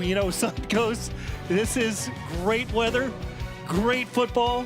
It has just been a tremendous half, and two very quality teams. Got a little sloppy there at the end of the second quarter with some false starts, but you can see the potential of both of the squads out here tonight. Oh yes, what a great fall class! It has lived everything what it was built for, and second half will get interesting because the coaches are going to probably start moving in some players. Again, they're going to still try to win the game. They don't want to get anybody hurt, and they don't want to show too much. But seen a lot of great athletes, some very big players making great plays, and couldn't ask for anything more for a fall classic here in the 941. We've had the opportunity to see some great football. We've had some great looks from VSN, with the catches on the sideline, with that one great catch by Penix there, number 13. Yes. That was, very close to being on the ground. And then that set up a big scoring drive there. Really some incredible athletic plays out here tonight. Yeah, first half really summed up with two very long drives, capitalizing on mistakes and a little luck. And we're knotted up here at 7, heading into, again, an interesting second half. Yeah, and really fortunate. First you get a muffed kick, and Riverview runs down in coverage, picks up the ball. Ball's down to like the 20-yard line. Next play, inside handoff fumble. Yes, gives it right back to him. Such a big momentum change in the game at that point.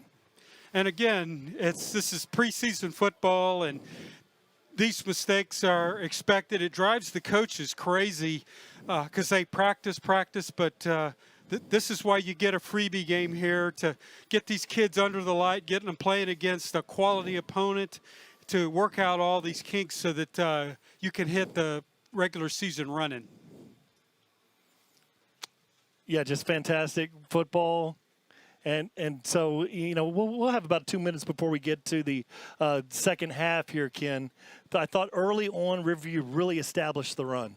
Came down there and was driving the ball down the field. And then you could see that huge response. There was a timeout. The Titans got a timeout. Yes. And after that, it was a perfect adjustment that they made. And you could see a big flip at that point of the game. Yes. It looked like the Rams were going to just go right down the field, opening and score.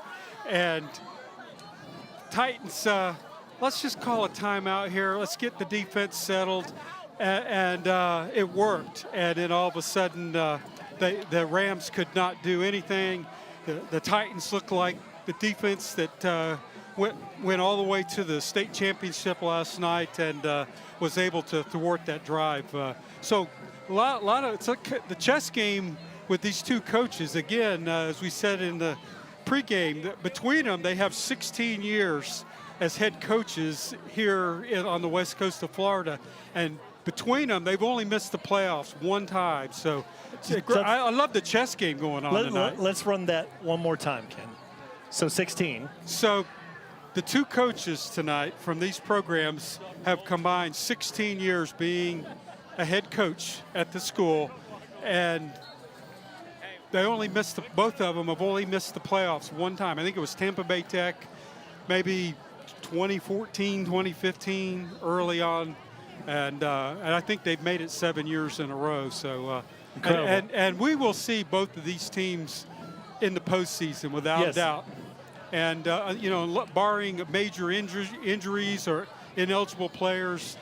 These teams, one of them, as we said in pregame, one of them's ranked number 12 in this state. The other one's number 60-something.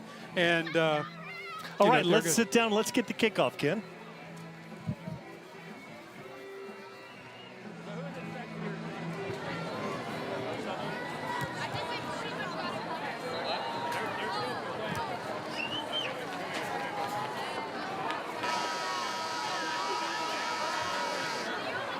Here comes the Riverview Rams. beginning of the second half.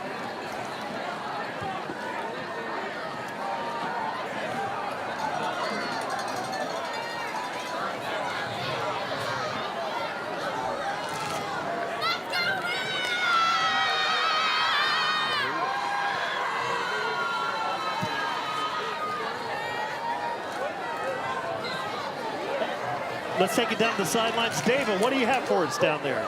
Hey guys, I'm with the coach, Coach Robert from Tampa Bay Tech. Can you please give us some information basically about what was the first assessment like of the game? First half, to be honest, we played pretty sloppy football, not up to our standard. As to be expected, though, you know, getting here late and having about 15 minutes to get ready after a long bus ride. But still, no excuse for some of the mental mistakes that we've made. We hope second half we clean up some of this stuff and play more football that's reminiscent of our standard. And what can we look forward to in the second half? Second half, we're going to attempt to possess the ball and put together some long drives. Continue to play pretty good defense. I think we played some good defense outside of the short field off of the turnover. We did a pretty good job on defense and focused on just getting off the field on third down and capitalizing on our field position. Thank you, Coach Roberts. Back to you guys. Thank you very much, David. Thank you for that interview with Coach Roberts there. With the game here getting close to the clock is winding. We got about 1 minute and 27 seconds before kickoff here. And for those of you watching from outside of this area, a beautiful night here for football, beautiful stadium. And we can't say enough about the band here, Ken. You know, before the game, they played an amazing rendition of Amazing Grace. The trombone solo that we did pick up some of that during the halftime show was phenomenal. And they do make a difference. When this band gets involved in a football game, very much like a Saturday environment here. Yes, there's a great crowd here tonight. This band is 250 strong, and I think they do Amazing Grace. Every time we've done a game here, they do that. And what a great shot there from the drone tonight of a great venue here. But yeah, the band just really makes the whole game here complete with their halftime shows. It's always a treat. It's really wonderful to be with Varsity Sports Network Suncoast here tonight and highlight and showcase some of the players here that maybe are not always seen. You know, we're getting the broadcast out there, and these are some dynamic players. And if you're not from this area, you know, you may have not seen an opportunity to see players, you know, like Charles Lester III there, the junior cornerback, wide receiver. And I've been impressed with the Rams quarterback Jeremiah Dawson, who's the junior, and also been very impressed by Jaden Roseberry, the Titans quarterback tonight, Ken. Very, very well managed game for the most part. Yeah, and Roseberry is the backup because Washington was their guy last year. Maybe they're just keeping him out tonight. That's something we don't know. But regardless, I like the quarterback play too. He's done a great job, and as far as managing the offense as the field general. And we're about to get into the third quarter here. They've already changed the clock to 12 minutes here. One of the things you have here at this beautiful facility, Ken, it's nice for us, is you have the clock, the field clock, the time clock on here between plays. The play clock, yeah. They got them both strategically in both end zones, so it's real easy to know exactly where you stand in the game. So we have Aiden Schutz, the kicker. He's a sophomore. Will drive this one from the 40-yard line. Very high kick. It's going to be fielded at the 2-yard line. And he's at the 20 and trying to bounce it out and tackled at the 28. There's a flag on the play. So really, you know, you can see the speed of Javion McKay there as he came through there. But really good job by the special team unit. Stayed in their lanes, and it looks like we had a flag over here, and it was on Tampa Bay Tech Titans. And in a close game like this, special teams is going to, play a part. It may end up determining who wins this game, but probably a 25-yard return is going to be done away with here. It's going to get what would have been decent field position. Now it's only going to be, fair. And again, this game may come down to field position and special teams.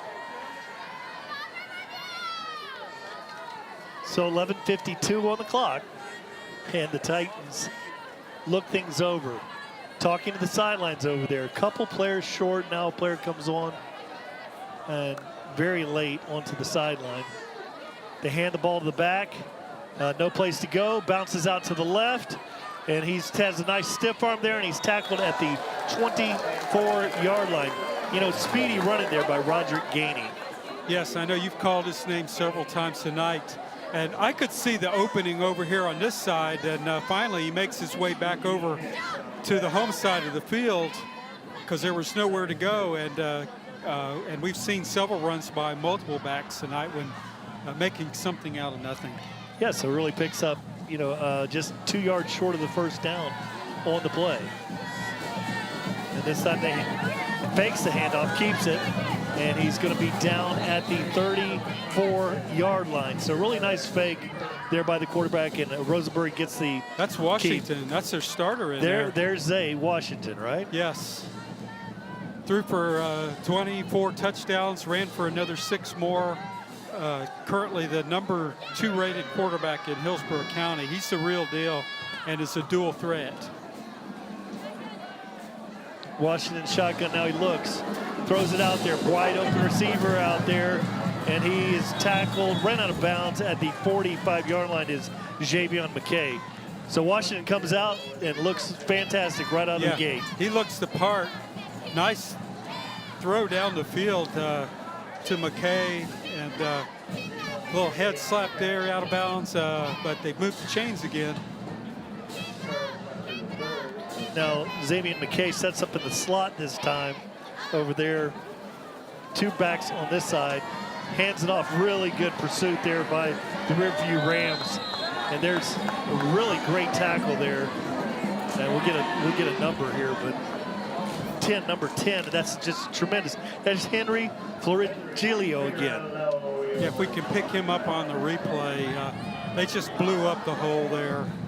The running back just had no chance. Again, showing those strong hands, Ken, all night long. Now that brings up a 2nd and 9 here. Washington looks to the right. Now he's rolling for the edge. Good pressure by Florigerio, and he's got him. A good tackle, a gain of about 2 on the play, but again, Florigerio is just making plays, Ken. Yes. Watch this. Watch him beat that block, and then he's chasing a speedy quarterback, and just it's all about the pursuit and just staying, following the play, and ends up making the tackle on the cutback.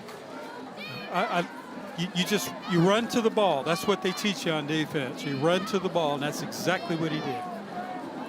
Zay Washington, boy, the Rams nearly had an encroachment there, but able to stay onside. Zay Washington looks, throws the ball down the middle of the field and is nearly picked off. Intended for Tristan Pless, but really Riverview, the Rams in great shape. Yeah, it looks like they had a cover 1 or something back there with that center fielder that was just right there. Almost made the pick on it as he overthrew the receiver. But it's a 4th and 7, and the Rams will be getting the ball back here in pretty good field position. So stops the clock again here, 9:44 on the clock.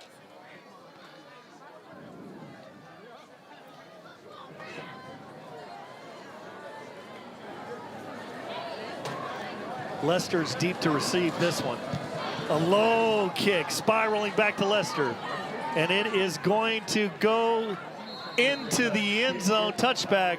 It'll be the Rams ball on the 20. Tough break for the punter there, Ken. Yes, it didn't look like a good kick to begin with, but it looked like he might have been angling for the sideline. And, you know, you get on this synthetic turf, it takes a nice bounce and rolls about 10 yards into the end zone. And, my goodness, it could have made huge field position. Look, yeah, angling for the sideline, and that thing just jumps right back all the way to the hash mark as it goes out of bounds. So that's a quarter of the field. Yeah. That ball moved over 10 yards. Another 4 yards shorter, and that's a 50-yard punt. Yes. From where he punted it. He punted it back there. So, you know, the net punt, still, though, 30-yard net out of that. Would so now the Rams have it at the 20-yard line. Oh, nowhere to go, middle of the field. Slips on his cut. Again, trying to establish that run in the interior line and nowhere to go. Jeremiah Dawson had to hand that one off to, I believe it was DJ Johnson. Nothing there. Yes, neither one of these teams have given up on the run. They're trying to wear each other out in this game, and, you know, whoever gets the ball last might win this game. Oh, great pass my goodness. rush. And that is number 8 there, which is number 9, Antonio Kamen. Oh, my goodness. What a play. He shot out of there like a cannon, Brian. Look at him just, and then the poor running back had no chance to even catch up with him on the block, and just made that whole play by himself, and just basically put the ball where the punt should have landed. He really jumped the count there. You know, with that's all. You might want to go hard count after that one. There he did it again. Play, number 9, Antonio Kamen. Wow, and this is going to be an interesting situation here, Ken. 4th down. 4th down, and you basically have flipped the field here with the Rams having to punt out of the back of their end zone. And they're going to have Lester back there on a short field on this punt return. Well, that's Tampa Bay Tech is going to have like number 19, yes, which we have unmarked here. Maybe a Jackson, some notes here, but they got 2 guys back there, but both of them have standing on the Rams 40 to get great field position here. He gets it out. Short. And it's going to be a nice roll on the kick. Going to roll all the way to the 38. So really, it could have been a lot worse on that one for the Rams. Yeah, that thing looked like it was going to be a 25-yard punt. Fortunately, again, on this turf, he got a nice Ram bounce, home field advantage to at least get it out to about the 41 there.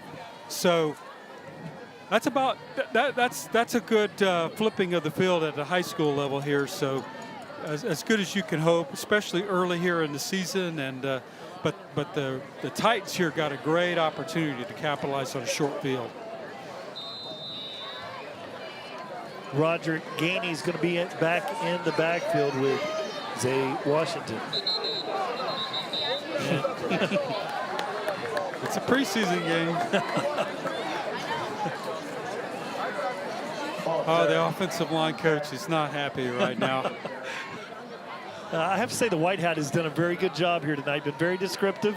He's had a lot of play time here. Yes. With all these false start calls, but he's been on it. Yes. It's something you see here in high school football. We've got some good refs out here. Yeah, and when the refs are doing a good job, you don't know they're there. Yeah, he's going to make the camera, but so far a good game tonight by the Zebras. Oh, 15, and it goes, there's got to be a holding or a face mask in there. Gain of about 4.5 on the play, but let's see, the officials will sort this one out. Thrown right into the interior of the line, Ken. Yes, I'm anxious to see what's happened here. Face mask. Face mask. So that's a big one. So that's going to drive him down to about the 20, inside the 30-yard line now. So essentially, it's going to make it a 2nd and short here. 1st and short, maybe, according to the sideline. So they go from a 1st and 15 to about a 1st and 6. Yeah. This is called right near the line of scrimmage. Right near the line of scrimmage, yeah. Say Washington, good handle of the snap there. That was a hot one and good play.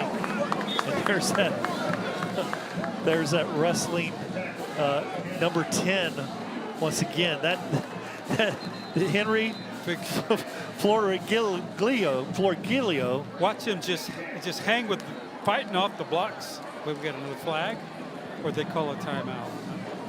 Another flag on the field. Yeah, another flag.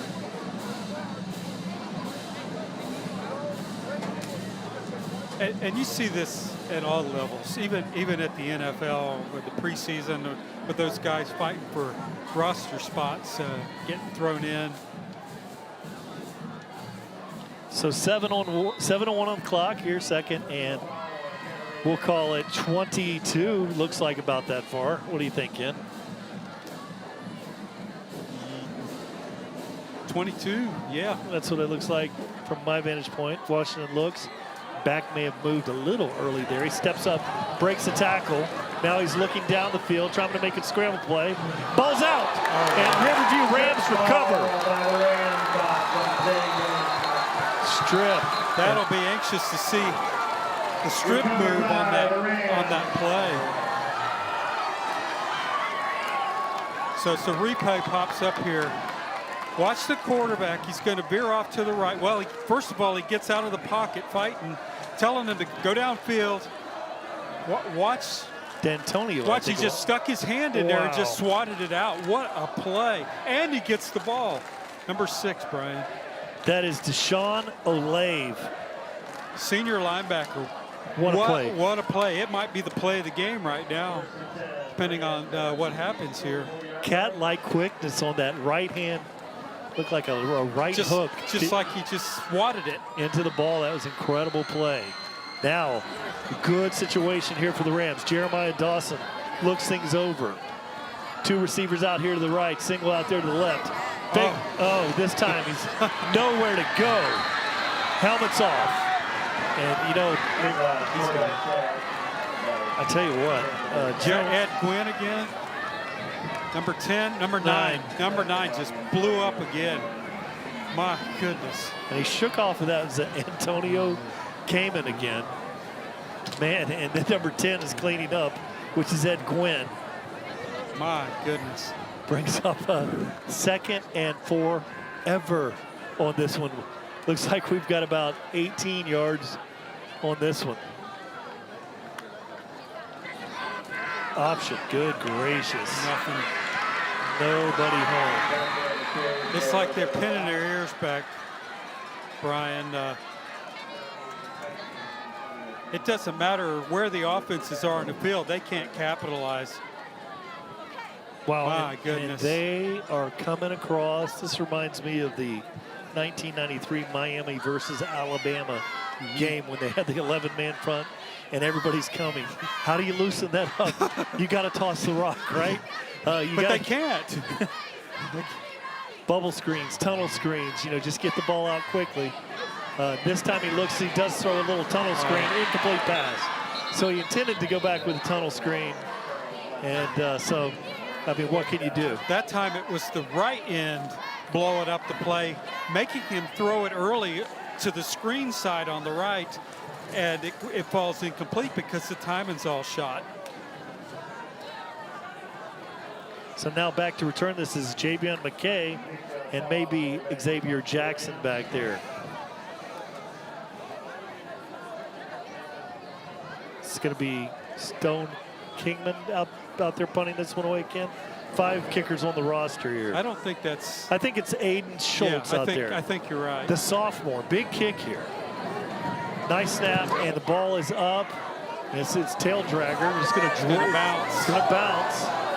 And that is going to be, he's down a little bit earlier there. Inside the 15. But 15. The 15-yard line. Could have let that one roll maybe and run into Jackson back there. But really, there's a big hit in the middle of the field here. Don't know if we had a personal foul.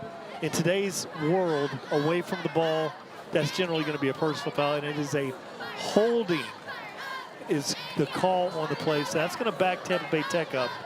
A really good outcome from the punting situation for the Rams. Yeah, first thing you do on a receiver, if you see a ball coming like a pass, you know it's going to roll once it hits that curve. And you got an extra 7 or 8 yards out of it, and then you tack on the holding and really flip the field here. Ken, I have to take you, 2-time national championship punter. I have to take your word on that one. I have to give you credit on that one. And those that are looking in on that one said that guy doesn't know what he's talking about. He doesn't. They would be wrong. He doesn't. So now we've got just catch the ball. Catch the ball and fair catch it. 5:15 here on the third quarter. Man, what a crazy game. We've had turnovers. We've had penalties. Well, this is, for Tampa Bay, this is where you don't want to do that. Now the ball is down. And really great play by the defense once again. And that's got to be Abner. There's Dante again. What a nice, when we did the media days, Ken, Varsity Sports Network meeting, what a nice young man. But I asked him some questions like that particular play right there we talked about.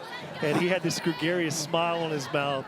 And here it is in front of us tonight. We're watching it live. Pretty cool. Yeah. He is everything built here. What a motor. What a motor this young man has. Fast. He's outweighed by 70 some odd pounds out there. Doesn't care. He's got his lunchbox and he's bringing it. Very nice throw. That's a first down on the play. That's a big Craig Blake. Great pitch and catch there to Penix again. They needed that to get that first down here, to get out of their end zone there. Wow, what a big completion there. And just a quick slant, and we haven't seen many completed passes of late. So, hey, whatever it takes. Looks like they're gonna water break. I don't know. I don't know if we've had a water break. Yeah, water break. Looks like they're taking a water break here. 4:48 on the clock here. Third quarter. It is a deadlocked game, 7-7, Ken. Yeah, and the way it's going, it looks like we might see overtime. And what do you do in a preseason game? Do the coaches? Yeah, let's go over to Dava at the sideline. Hey guys, it's a really close game. I think this one may be decided by a turnover. We'll see. It's very close. All right. I think you're right, Dava. That would be a good observation, Ken. Yeah, I think it's obvious, and you don't want to be on the short side of the field when it happens, because that's going to determine this game. I think she's spot on. And this has been a battle for only 3 quarters here. This has been a very long game.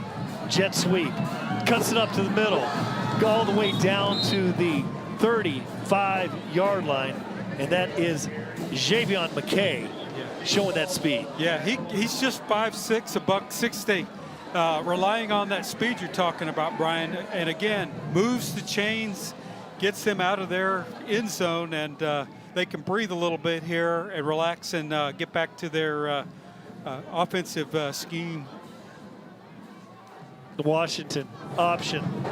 Oh, looks like he had a little big play. Is that man again? Big hit, comes in late. Stood him up. You see the ball flying loose, and you see a helmet flying further back than that. You're going to have to get a replay on that. And involved in the play again is Flora Glio. Watch this. So watch the ball and watch the helmet.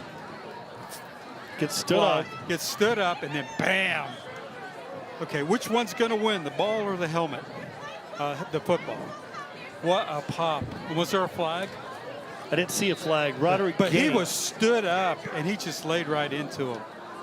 Popped him. And really, Gainey did great to get off to the sideline. A big hit there, but now it's 2nd and 7. Washington looks great throw out there.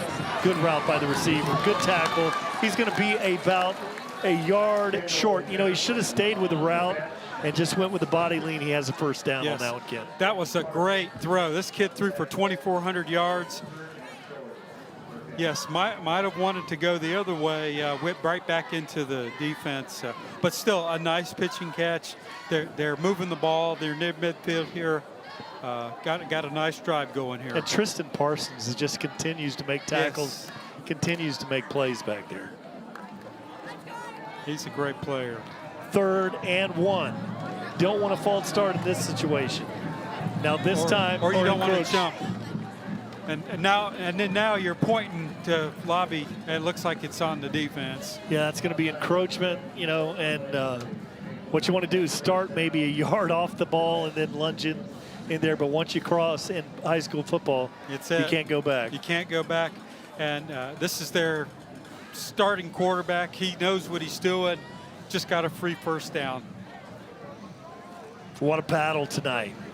Zay Washington. 2 receivers on the right, single receiver over here to the left. He looks right initially. Now he's going to use those legs, rolls to his right. And great tackle for about a half-yard loss on the play. Goodness gracious, was that Deshaun Alave again? Look at the speed. Alave on this one. Making the play. What I liked about great pursuit on the defense. What a play. Wow. Speed. Really? You're going to play dumb. You and I can only watch and appreciate that one, yes. Ken. 2nd and 11. Low snap for Washington. Looks to the middle. Got a receiver up to the right. And he's got a first down on the play. I bet you that's Penix over the Penix. Yes, great pitching catch. But kudos again to the offensive line. That is 2 plays in a row. Watch the offensive line. Quarterback here, Washington, has all day to throw the ball. And he's got some great receivers just waiting for one of them to get open. Right there at the chains, the sidelines, move the chains, first down. And that was Javion McKay. Really nice little combination route with Penix and McKay over there. McKay slipped around there late. Good play, good blocking. This time Washington's going to try to get the corner. And running hard over there, and he gets about a 4-yard gain on the play. Yep, unfortunately, running to the short side of the field. Not a lot of room there. Just waiting for him and just using the sidelines to there. Having that 12th guy there to force him out to make it a short gain. That was Tara Hawker once again with showing that great speed out there with the tackle. Washington looks, got a man, he's got help over there, and it is Did he catch that? Caught that between 2 receivers. Really just a Penix with a great catch. However, Riverview was in great position for that one. The safety came over the top. Safety there to help. Corners on him. Watch the play just going up and getting it sandwiched between 2 defenders, make the catch, lunge in the end zone, 6 point. What a great play. Wow, big catches tonight. Great defense. So far tonight, the player of the game at this point has got to be Penix. You know, definitely. Think about that. Just made some fantastic catches tonight. And we've talked about strong hands for defensive linemen. Wide receivers, same thing. Went up there and grabbed that ball. Got to come down and hold on to it. You don't know if you're going to get hit by those guys. Touchdown. Rosenberry with a hold. The kick is up, and it hits the upright. And what did it get through? What's the call? No good is the call. Okay. So Antonio Perez unable to convert. So that's a big one. Here, 13-7. That Tampa might Bay be Tech. a difference in this game, Brian. Here, because we still got a whole nother quarter to play. That's going to change the whole outcome of this game possibly. And that's when you get into those situations. The chart, when to go for 2 and all that, which I'm sure you have a chart here with you, right, Ken? No, I don't. But the guy that made the chart back in 1970 was a guy named Dick Vermeil. Let's watch this replay again here. Let's watch it hit the upright. So it hits and boinks off to the right. But the guy that made the chart was a guy named Dick Vermeil. Oh, yeah, I know. Yes, 85 years old. 2 weeks ago, Last Friday night, he was here at Riverview High School a week after he got inducted into the Hall of Fame for a fundraiser. One of his players on a Super Bowl team is a volunteer coach, played for him, and asked him to come speak for a fundraiser. He was just here last week, the guy that made that chart. Wow. I knew that. That was in my head somewhere. That's why I threw that layup for you, Ken. Thank Now you. here's a great kick, and he catches it down at the 2-yard line. And now he's running out there. Breaks one down and right into number 42. And number 42 is Trey Jacobs, a sophomore defensive end. And Trey has made a couple plays tonight. Yes, and here's a kid that's possibly a special teamer that you want somebody to come and surprise you. Look at that forearm tackle there. You know, he might just have earned him a spot as a starter, or he's going to be getting playing time just because of that play right there. That's a sophomore making plays. There was a guy named Terrell Davis that was an undrafted free agent that made a play in a preseason. Now he's also in the Hall of Fame in the NFL. Dawson now looks. They're staying with the running plays. Amazing. And he goes for about a 2-yard gain on the play into the teeth of that huge defensive line. Yes, I mean, we heard Jason Roberts at halftime in the interview. We're going to stick with that running game, try to grind it out, have long possessions, and neither team is getting away from the run game. And it opens up the pass. And early on in the season, it makes you tough. It does. And it puts a premium on wins. Anytime that you can run over 200 yards in a game, I mean, that's what they're going to try to establish. And again, that's number 9. It's going to be a face mask. Horse collar or a face mask. A tackle that's too hard. Antonio Kamen is back in that backfield once again. Yes, you've called him many times. He's the Pitt commit. Just happened to watch the replay here. You'll see the horse. Is it a horse collar? When the head to come. Watch him beat off the play. Just push him off those strong hands and just throws him down. Helmet comes off. Got to throw the flag. Yep. And there that is. Man, he is a player. What? He's another one with a motor. My goodness.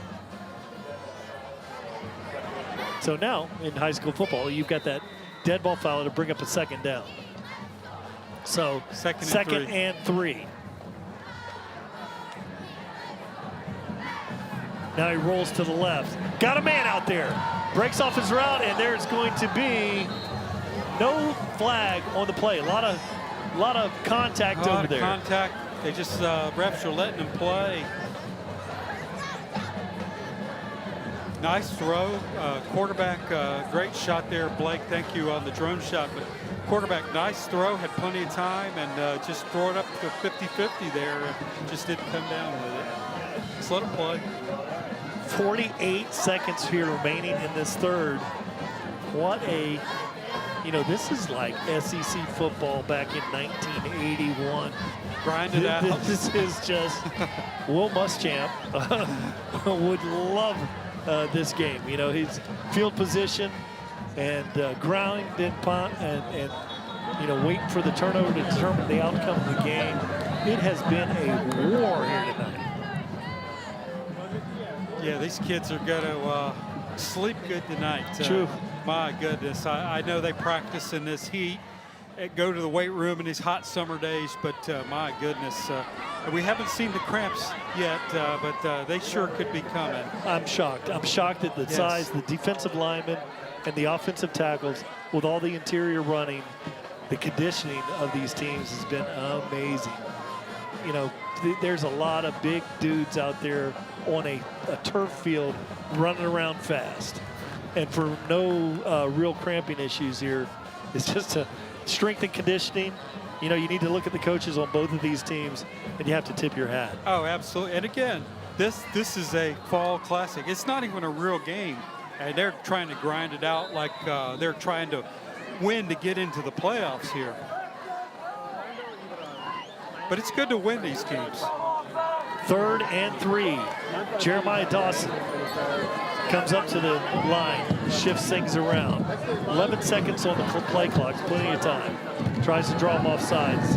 No, ball snap. Gets it to the back. Drives forward, and he is going to be short. Oh, it's going to be close. Looks like he's going to be just short. Looks like the running back's down too. Looks like it almost was snapped to him between them. Johnson there takes a shot there. Hit, must have been as he hit the turf. He's just short of the 22. The chain marker is just outside the 22. It's about a 22 and a half. So it looks like he's about a half yard short. Maybe it was a shot to the gut or the football hitting the ground. He looks like he's going to be okay. Oh, it's shoulder. And DJ Johnson. Oh, that's that's something. We've done that before. Yeah. But that stinger, and let's hope it's just a stinger. But DJ's really did an incredible job. That could have easily been a turnover with the timing of that snap. Yes, and this is something you don't want to have in a preseason game with one of your players going down before the regular season starts. But these kids are resilient. They bounce back. That's why they're 17 years old. And they gave him the first down on that. Look at the marker over there, Ken. Yes. They're just shifting that down late. So there was the first down. I thought he was about a half yard short. But good news for the Rams driving here. Quarterback rolls. Boy, he's got a little time this time. Throws that same route out there. Got a man, comes back to the ball. Nope. Incomplete pass. So Charles Lester, the third, comes back, unable to gather that one in. You know, we talked to his receivers coach, Amp. And Amp's Amp Campbell. Amp Campbell, big alumni, big player here, has been coaching in the college ranks and was saying great things about Lester here. And he was a great player back in the day. I remember Amp Campbell. Yes, me too. Yeah. Middle, inside run, goes for about a half-yard gain. It's going to bring up a 3rd and 9 here. Clock continues to wind. That's going to go to 19 seconds here. Probably going to let the clock wind down to zeros here. 25 seconds on the play clock. Yeah, probably a good idea. This is the critical play of the game. They want to move the chains here. The Titans are going to pin their ears back here, so yeah, they're just going to let it run out.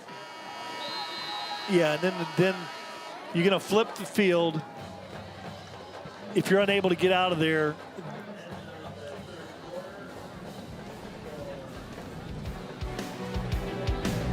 sharing the road is everyone's responsibility.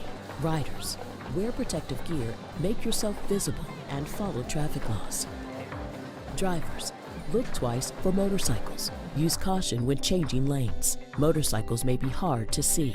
And maintain 4 seconds of following distance. Motorcycles can slow down without activating a brake light. Find out more ways to stay safe. Share the road, Florida, and arrive alive.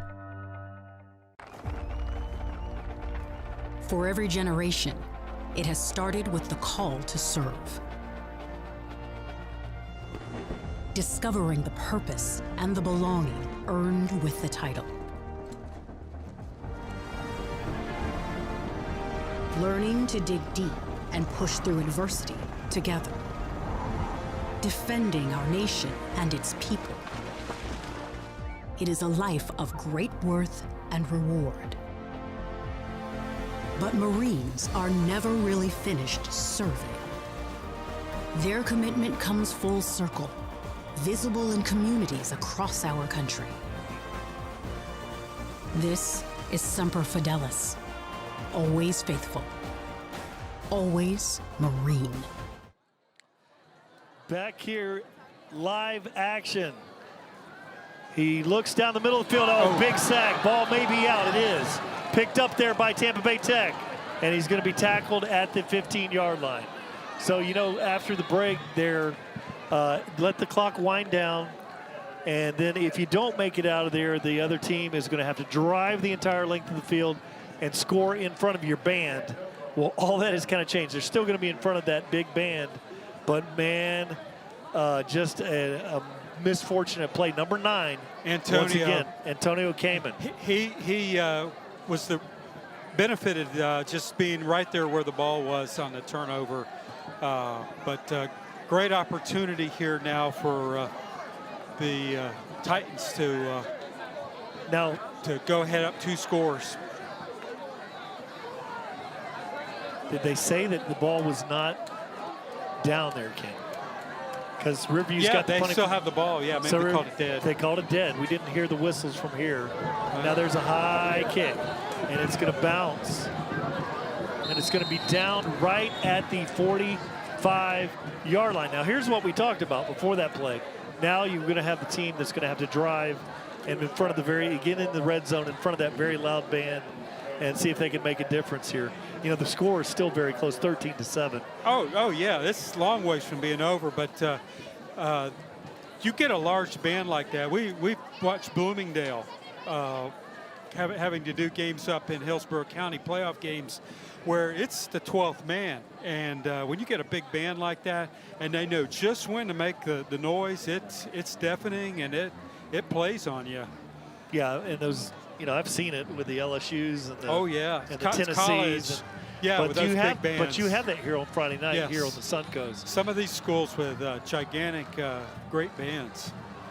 11 minutes now. Washington fakes the handoff, keeps it. Nowhere to go, big hit. And the ball is a 2-yard loss on the play. You know, that ball just about came out. Yeah, let's see, let's watch the replay. Washington just has nowhere to go, and 2 defenders here. Knees down, ball down. He's down twice. Yeah. His second down. Actually lost yardage. Yeah, lost 2 yards on the play, brings up a 2nd and 12 in this ridiculously hard-hitting fall classic. Wow. 10:21 on the clock. Washington now looks the middle, and he's got a man. Incomplete pass. This time he intended for Kendall Johnson, that wide receiver / place kicker, and unable to make the connection. Yes, and as we watch the replay, he is in a great spot down the field. Great throw, lays it out there for him just a little bit much. And got again, a little bit of the alligator arms with a defender coming over. And did they pull the flag here? I saw him grabbing a flag. It looks like they're holding. It's going to be holding, yes. So it's a holding on the play. Interesting call here. So the Titans could have had the ball first and 10 on the 20, are now. So they declined the play. That's what they declined it. So it's going to be a 3rd down. 3rd down, okay. So 3rd and 12. So now this is a big play. Big play. Throws it out there. Incomplete pass. Really good play. You know, that's one of those scary ones. When you decline it, you know, you can take the penalty, back them up, and then they get 2 shots. Yes. And then so the right call by the coaching staff. And especially with that call across the middle, I mean, you know, the alligator arms, it could have easily been caught, and they would have been on 1st and 10 on the 20. So you don't want to give them 2 shots at that. So good call there by the Rams defensive coordinator to decline it and puts them in a punting situation. And, yeah, this game is going to go down to the wire. So Tristan Pless will kick this one away, and Charles Lester III is back to return this. He's got his heels on the 15-yard line. High kick. And this one's going to drive. Oh, it's going to stop on the 2. It's going to be down at the 2-yard line. Wow. So Lester runs up and fair catches that. It's on the 15-yard line. So Sirius Stinyard back there, sophomore cornerback, hustles down there, downs the ball at the 2. Yeah. Watch Lester. All he had to do was run up there and catch that on the 15. Wave your hand. If they run into you, it's a penalty. Oh, my word. It's on the 2-yard line. Nice job. That's one of those when you're close to the sideline, and he's only a sophomore, just go ahead and step out of bounds and touch it. and you're out of bounds. Yes. You see the really sneaky, clever Yes. pros do that one. Yes. Yes. So the Rams are in a quagmire here. Ooh, baby, what are you doing? Wow. You got to get a first down somehow. You got the ball at the 2-yard line. And looks like the Titans are going to think about this a little bit. Calling timeout. Well, I would not expect the Tampa Bay Titans to come out in any kind of soft coverage here. I don't expect to see a 3-man front or some cosmetic, 2 and let's drop 9. I expect them to come out with at least 4-3, and maybe even roll it up and do something. 5-man fronts, maybe a 62. I expect to see a lot of pressure. And Cayman going after. All right, we're going to take it down now to Dave on our sideline. Hey guys, so down here it looks like the coaches on the Riverview side are not happy that he did not catch that punt. So it looks like they're disappointed in that, but we'll see what's going to happen next. Back to you guys. Thank you very much, Dava. I'm sure you had a very good look at that one over there, didn't you? You're right in great position down there close. And now it is 1st and 10 from the 2-yard line. This really limits your playbook. And they're running inside. He bounces it outside. And he gets a very nice run all the way out to the 13-yard line, first down. Yeah, again, all you want on that is positive yardage. They get a nice chunk of that there. Get a little breathing room. Just nothing in the middle. Hey, I'll break to the outside there and just run into my blocker there. And that's fine. Grind it out there. And kudos to the blocker holding the block. Yes, yeah, great form. And big first down. That's probably the biggest first down tonight. Yes, absolutely, Brian. Dawson. This time he's in shotgun depth. A little bit of a high snap. There's nowhere to go. And this time it's number 10 once again, and that's going to be Ed Gwynn. The middle linebacker. And okay, maybe we can do it twice in a row against this great defense, but no. You might get them once, but you're not going to get them twice. So now you're in a third, still manageable, in a great spot here, but you got to get this first down. 2nd and 14 here. We'll call it long 14. Second. But still, you've got in a bad spot. You've got to have some crossing route behind the linebackers at some point. This time he looks, throws it out there, miscommunication. So that's going to bring up 3rd, stops the clock here, and with 8:37 on the clock. Yeah, some type of miscommunication. The quarterback was actually eyeballing him down the field, waiting for him to get open, and the corner knocked him down or something, and so he just threw it away. You got to be careful not to get a grounding. What do you dial up here other than a hook and ladder or something crazy? You've got 3rd and 14. Now he throws a little tunnel screen. Tries to get a block. Middle of the field. He got a first block. And Littles is unable to turn that one inside. It's a nice gain on the play, but it brings up a punting situation. Yeah, quarterback's throwing this on his back foot, and then the tunnel screen's there, and you just get it to your athlete there. Made decent cuts there, but 14's hard against a defense like this. But that's about as good as you're going to get. With all the pressure inside on all the run plays, I've been looking for the tunnel screen maybe on a first down scenario. Yeah. But, a lot of times that tunnel screen receiver gets injured because there's a lot of contact that can be made. Short punt. This one's going to back up. And it's going to be rolling. It's going to be down at the 39-yard line. So a battle of a game continues here. 7:46 on the clock in the 4th. Yeah. Actually, the punter shanked that. Was a high snap, but I don't think field position really means anything with this game, with the way these defenses are playing. So it's yet to be seen here. We still got a whole 7.5 minutes, a lot of football here left, and the Titans just can't put them away. They're playing on short fields, but let's see what they do on this drive. Washington back in the backfield. Really had a good second half here. Took the first half off. This time running forward and goes nowhere. So that was number 5, which is Roderick Gainey. And so that brings up a 2nd 9. Yeah, they're still trying to grind it out with that big offensive line. Rams are holding strong with their with those brothers there anchoring that defensive line. Great. They're playing great defensive ball tonight here too, and great battle, as you said, Brian. Number 63 going off there a little gimpy for the Titans.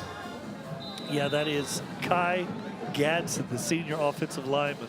We don't have their heights and weights, but he's probably closer to a 3 than a 2. Yeah, he's but definitely in the 320-ish. You know, is one of those. They have some huge human beings, and you have to be impressed tonight with the intensity of Riverview Rams. Like, that defensive line is outweighed by a ton, and they have been in there fighting and battling. You know, yes, it's understandable to see the Tampa Bay Tech Titans with all they've been doing in the interior defensive line, with all the, you know, no gains. But, you know, on a smaller group like the Rams tonight, they just play physical, and they're just tough. Yeah, I agree. You would expect them to start to wear down, but we're not seeing it. They're hanging there with them. So, you know, that goes to off-season training, getting better, playing great competition. They're holding their own, and like you said, yes, they're definitely giving up some pounds to the offensive line. Now the single high safety back there. He throws it in the middle field, an incomplete pass, and there's the late flag. Yeah, the safety was, or the defensive back was all over him, all over his back and shoulders. Yeah, they're going to call that. Cornerback got tied up on that one. And you know what? A little bit longer, and that safety back there playing center field, he was he had a real good look at that one too. Yeah, let's look at it again. He's staring down the receiver, coming across the middle. Nice throw. And there's the penalty. There's the penalty right over his shoulders. I've seen somebody make a basketball move like that. And there's the yellow hanky. All right, now that brings up, man, what a physical grind. This is a preseason game, Brian. Jeez. And this time it's a good run up the center of the field, goes for about 5-yard pickup, and that's going to be number 5, Roderick Gainey. Just sticking to the game plan. Even the receiver coming in there, number 3, blocking. Tight end coming into the middle, blocking down the line there. Wow. I tell you, man. They're going at it. 2 Warriors. These teams are both going to be, we're going to see them in the postseason. Well, this looks like a state final game, an elimination game. Or one of these teams is going to make the playoffs and one of them's not, and they're leaving it all out in the field. It's been, you know, again, the regular season starts next week. It's only going to be an exciting year here, the 941. Great crowd here. The Rams got great community support. Great turnout here. The crew from Tampa Bay, you know, they're up almost at the I-4 interchange off 75, right there by the fairgrounds. So it's a good little trek here at 5 o'clock traffic. Oh yeah, and we had originally the 7 o'clock kickoff. Did make that, and Tampa Bay Tech getting here late. But you know what? Both of these teams, this is like the elimination game, a Final Four game. You know, you go to a tournament, whether it's basketball or football, this is like an elimination game. And this is just the classic. This is a fall classic. Yeah, and the fans on the Riverview side are standing. You know, they're in it. Say Washington looks, throws it out there. Boom! Nearly picked off. Oh, 25? No, that's number 3. Yes. And that is Tristan Parsons. And that would have been a foot race to the end zone. So look at Parsons come out of his break. Oh, he chopped it. Oh, my goodness. My great look by our cameras here, VSN. Jordan and Chad and Justin. And there's superior look. But so in the meantime, a personal foul, despite the great play, personal foul happened, and he's just, oh, I should have had that. I had touchdown. He's kicking himself.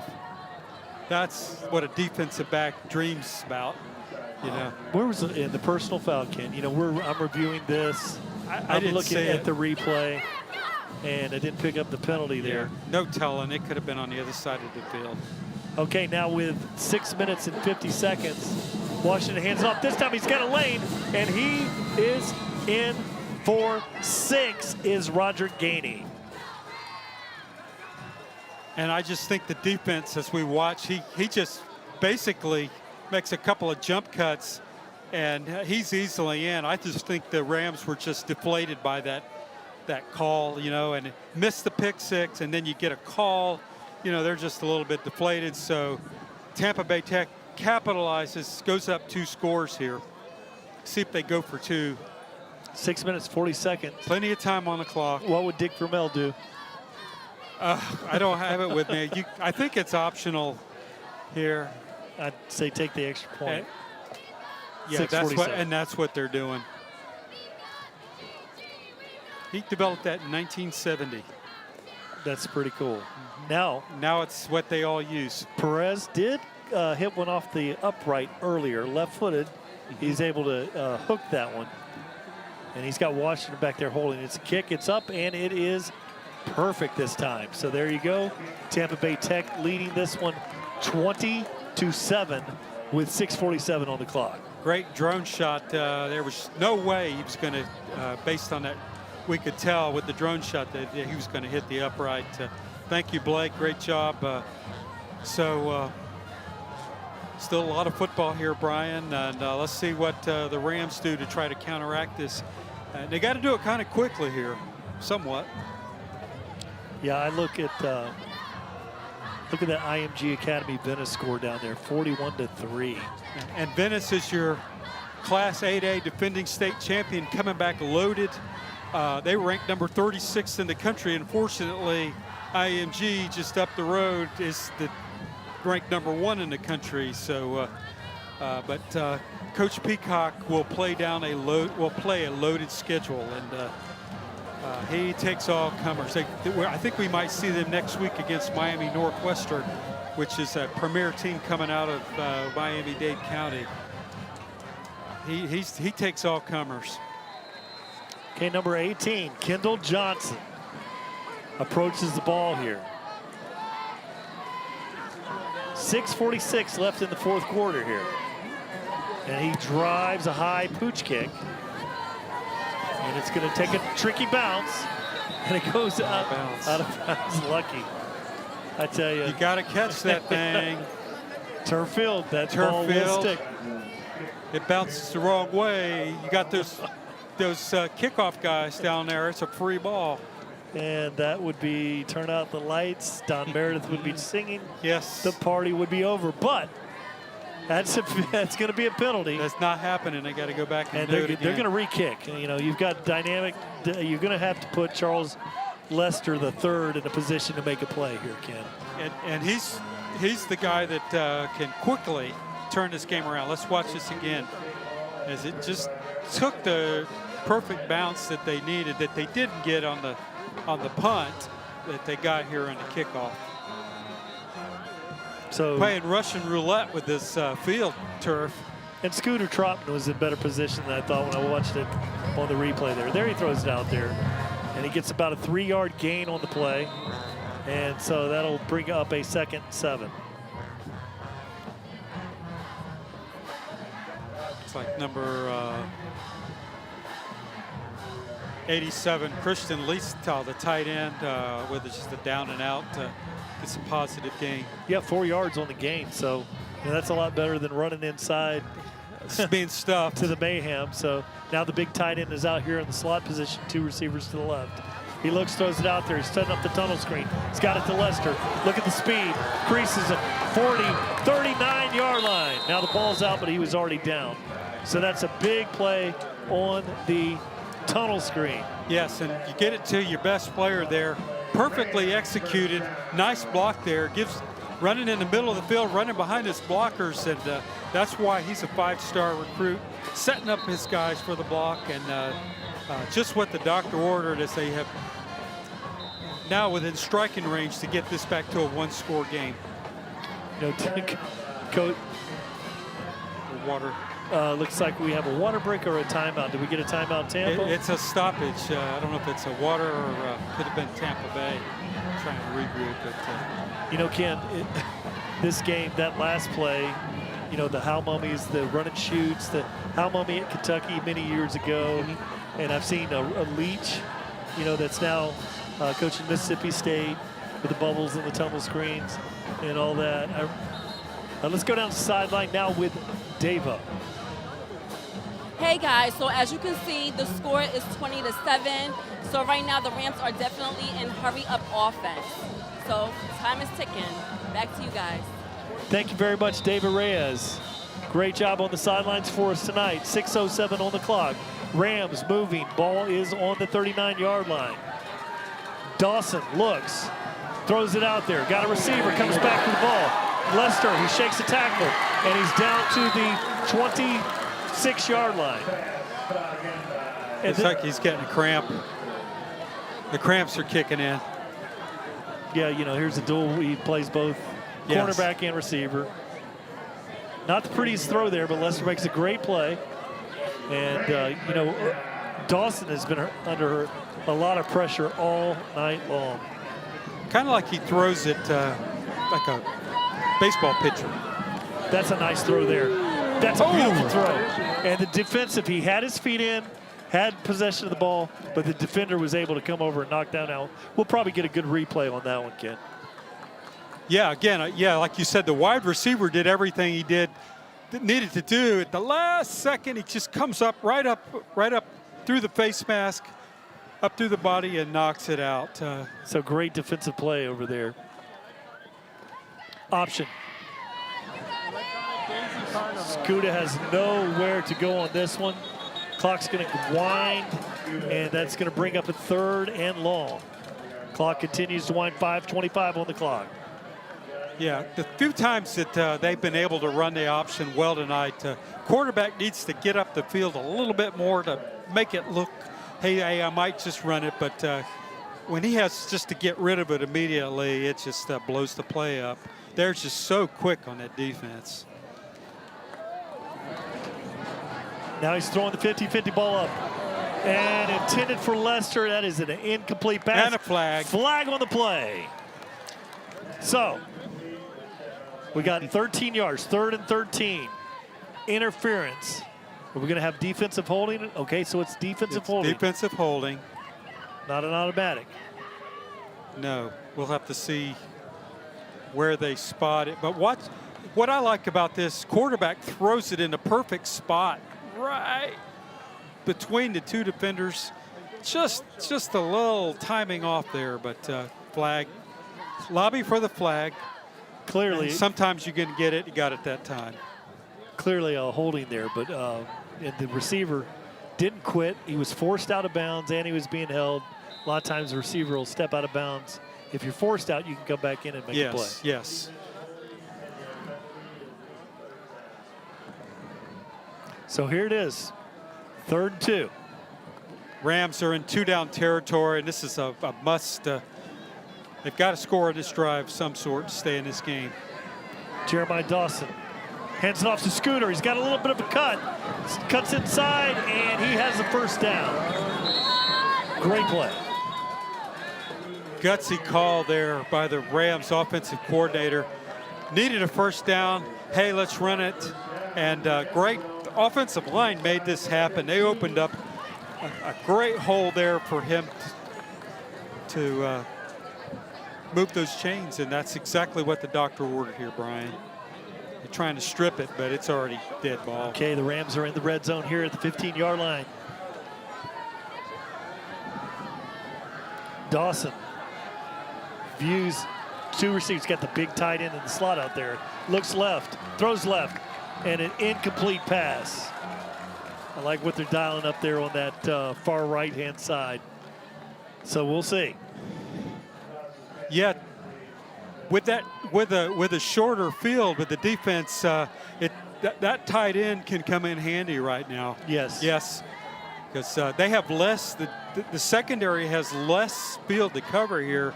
So you want that big target. And you got Lester as well. So 2 great options there if he needs to throw it.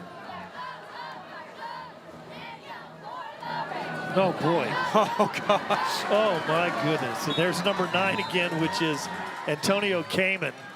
And that's a huge sack. The Pitt Panthers are going to be so excited when he steps foot on campus next year. My goodness, what a game change. Look at this. He just, they can't get there quick enough in front of at least slow him down. He's been anticipating that snap count all He is good at that. night long. He is very good at that. That's where the film plays in there. Yeah. He's looking at a lineman's hand. Something's tipping. Something. There is There's again. a good throw. Incomplete pass. But again, he's right there to force the quarterback to throw it just a little early. So this is it here, Ken. 4th and 17. Riverview has the ball.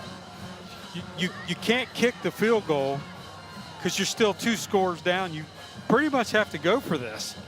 What I would do, I would run the big tight end down the boundary over there, and with Lester, and just go Hail Mary into the corner, because you got a 6'5" and you got a playmaker out there. Let's see what happens here. Got to have some time. So and you've got a procedure. False start on the Rams. On the Rams. Yeah. And again, when you got a defensive player that anticipates the snap count, this is a result of it. I got to get there and beat him. And so now you got a 4th and 20, which is going to make it that much harder. Ball is at the 32-yard line. He's got to get it down to the 5-yard line. Steps up. He's running. He's not going to make it. And he's hit there by number 58 on the play, and that's going to be Stacy Robinson, senior linebacker. And that will about do it here, Ken. Yes, unless they get some great turnover here, which is possible. He is not going to run 25, 30 yards. I like him as a quarterback, but he needs to throw that thing if they have any chance. But they're covered. They're covered. He didn't have anybody to throw it to. Throw it up there, hang it up there, get it past the 5-yard line, hope for the best. But really tonight we've seen, first we were talking about the MOP, the player of the game, being Penix on the offensive side with the great catches that he made early. But really, old number 9, Antonio Canyon here, the defensive lineman, number 9 and number 10 for Tampa Bay Tech, have been incredible. Yeah, now I think you're seeing a Rams team that might be getting a little tired. Yeah, he's just saying, feed me the ball now. Yeah, the offense, look at that hole right there, Brian.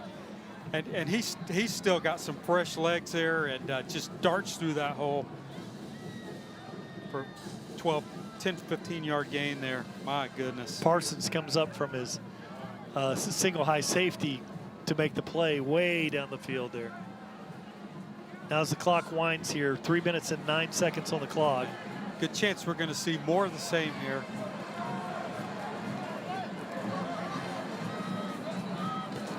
Stair Styles back in the backfield. Now they're going to throw.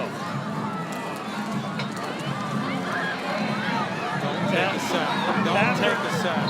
And he goes down there at the 35. So, kudos to the Rams.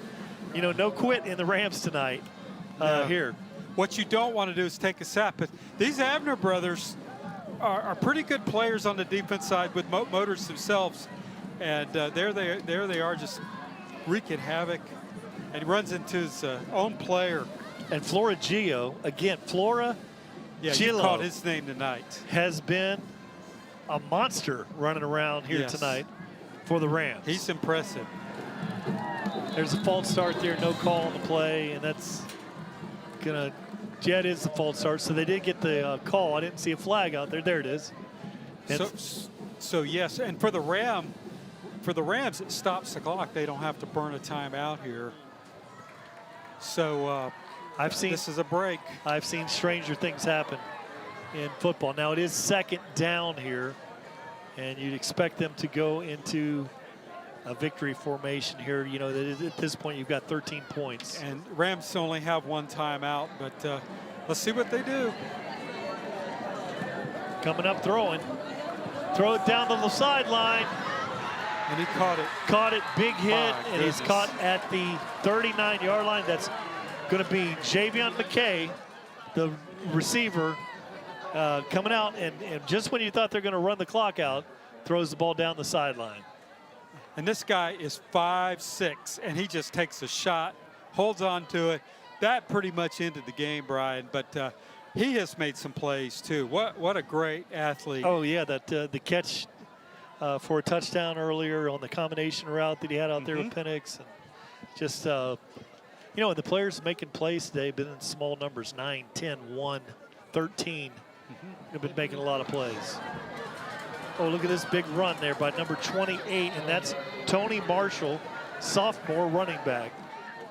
So first time you've called him, probably gotten his early action, and just stay in bounds, and nice little run there. Get down, hold on to the ball. Great job by the sophomore. So now 48 seconds remain on this one, Ken. It's winding down here in this Fall Classic. It's been a good one. It's been a great one here. Two teams, again, that we will see in the playoffs battling out in a game that doesn't count. I have never seen two teams play so hard. Look at them. They are just they're hitting in a game that doesn't count. It doesn't count. But if you can go for the Rams or the Titans to go, for the Titans to come in here and be a Class 4A team, it's big. And vice versa for the Rams to knock off a team that was in the state championship last year and looks like they can do it again. That's good momentum. And they both have tough schedules. So great effort, both teams tonight. I can't tell you how impressed I am tonight. First of all, it's great to be here with VSN, Suncoast this early on. Clock's running down to the final. So Tampa Bay Tech 20, Riverview 7 in an incredibly impressive, hard-fought game. We're going to take it down to Dava on the sidelines. Hey, guys. We're here with you, Dava. Hey, guys. So the Tampa Bay Tech has shown a remarkable performance given that they had 16 starters from last year's team. So, of course, this veteran team did not come up short. They came to play. They came to win. Back to you guys. Thank you so much, David Reyes. Impressive night tonight. Just a fun night. We're just blocks away from the beach here. We got a little bit of everything. We got a beautiful sunset, and we had a hard-hitting football game, Ken. We're going to eventually wrap this one up, and we've got a great new sponsor. Now let's wrap things up. What's your take on the game, Ken? I think the game was closer than the score. Two hard-hitting teams, and it's just going to be better when we hit the regular season next week, Brian. Looking forward to it. Okay, now let's wrap it up, and it's you can find Let's Wrap It Up in Sarasota at nowthat'sawrap.com. Final score from the Ram Bowl here in Sarasota, Florida. The Tampa Bay Tech Titans 20, the Sarasota Riverview Rams 7. Be sure to join us next Friday, August 26th, as we will be live at Powell Davis Stadium in Venice, Florida, bringing you the Venice versus Miami Western Game of the Week. We thank you for watching Varsity Sports Network Suncoast. Sharing the road is everyone's responsibility. Riders, wear protective gear, make yourself visible, and follow traffic laws. Drivers, look twice for motorcycles. Use caution when changing lanes. Motorcycles may be hard to see. And maintain 4 seconds of following distance. Motorcycles can slow down without activating a brake light. Find out more ways to stay safe. Share the road, Florida, and arrive alive. For every generation, it has started with the call to serve. Discovering the purpose and the belonging earned with the title. Learning to dig deep and push through adversity together. Defending our nation and its people. It is a life of great worth and reward. But Marines are never really finished serving.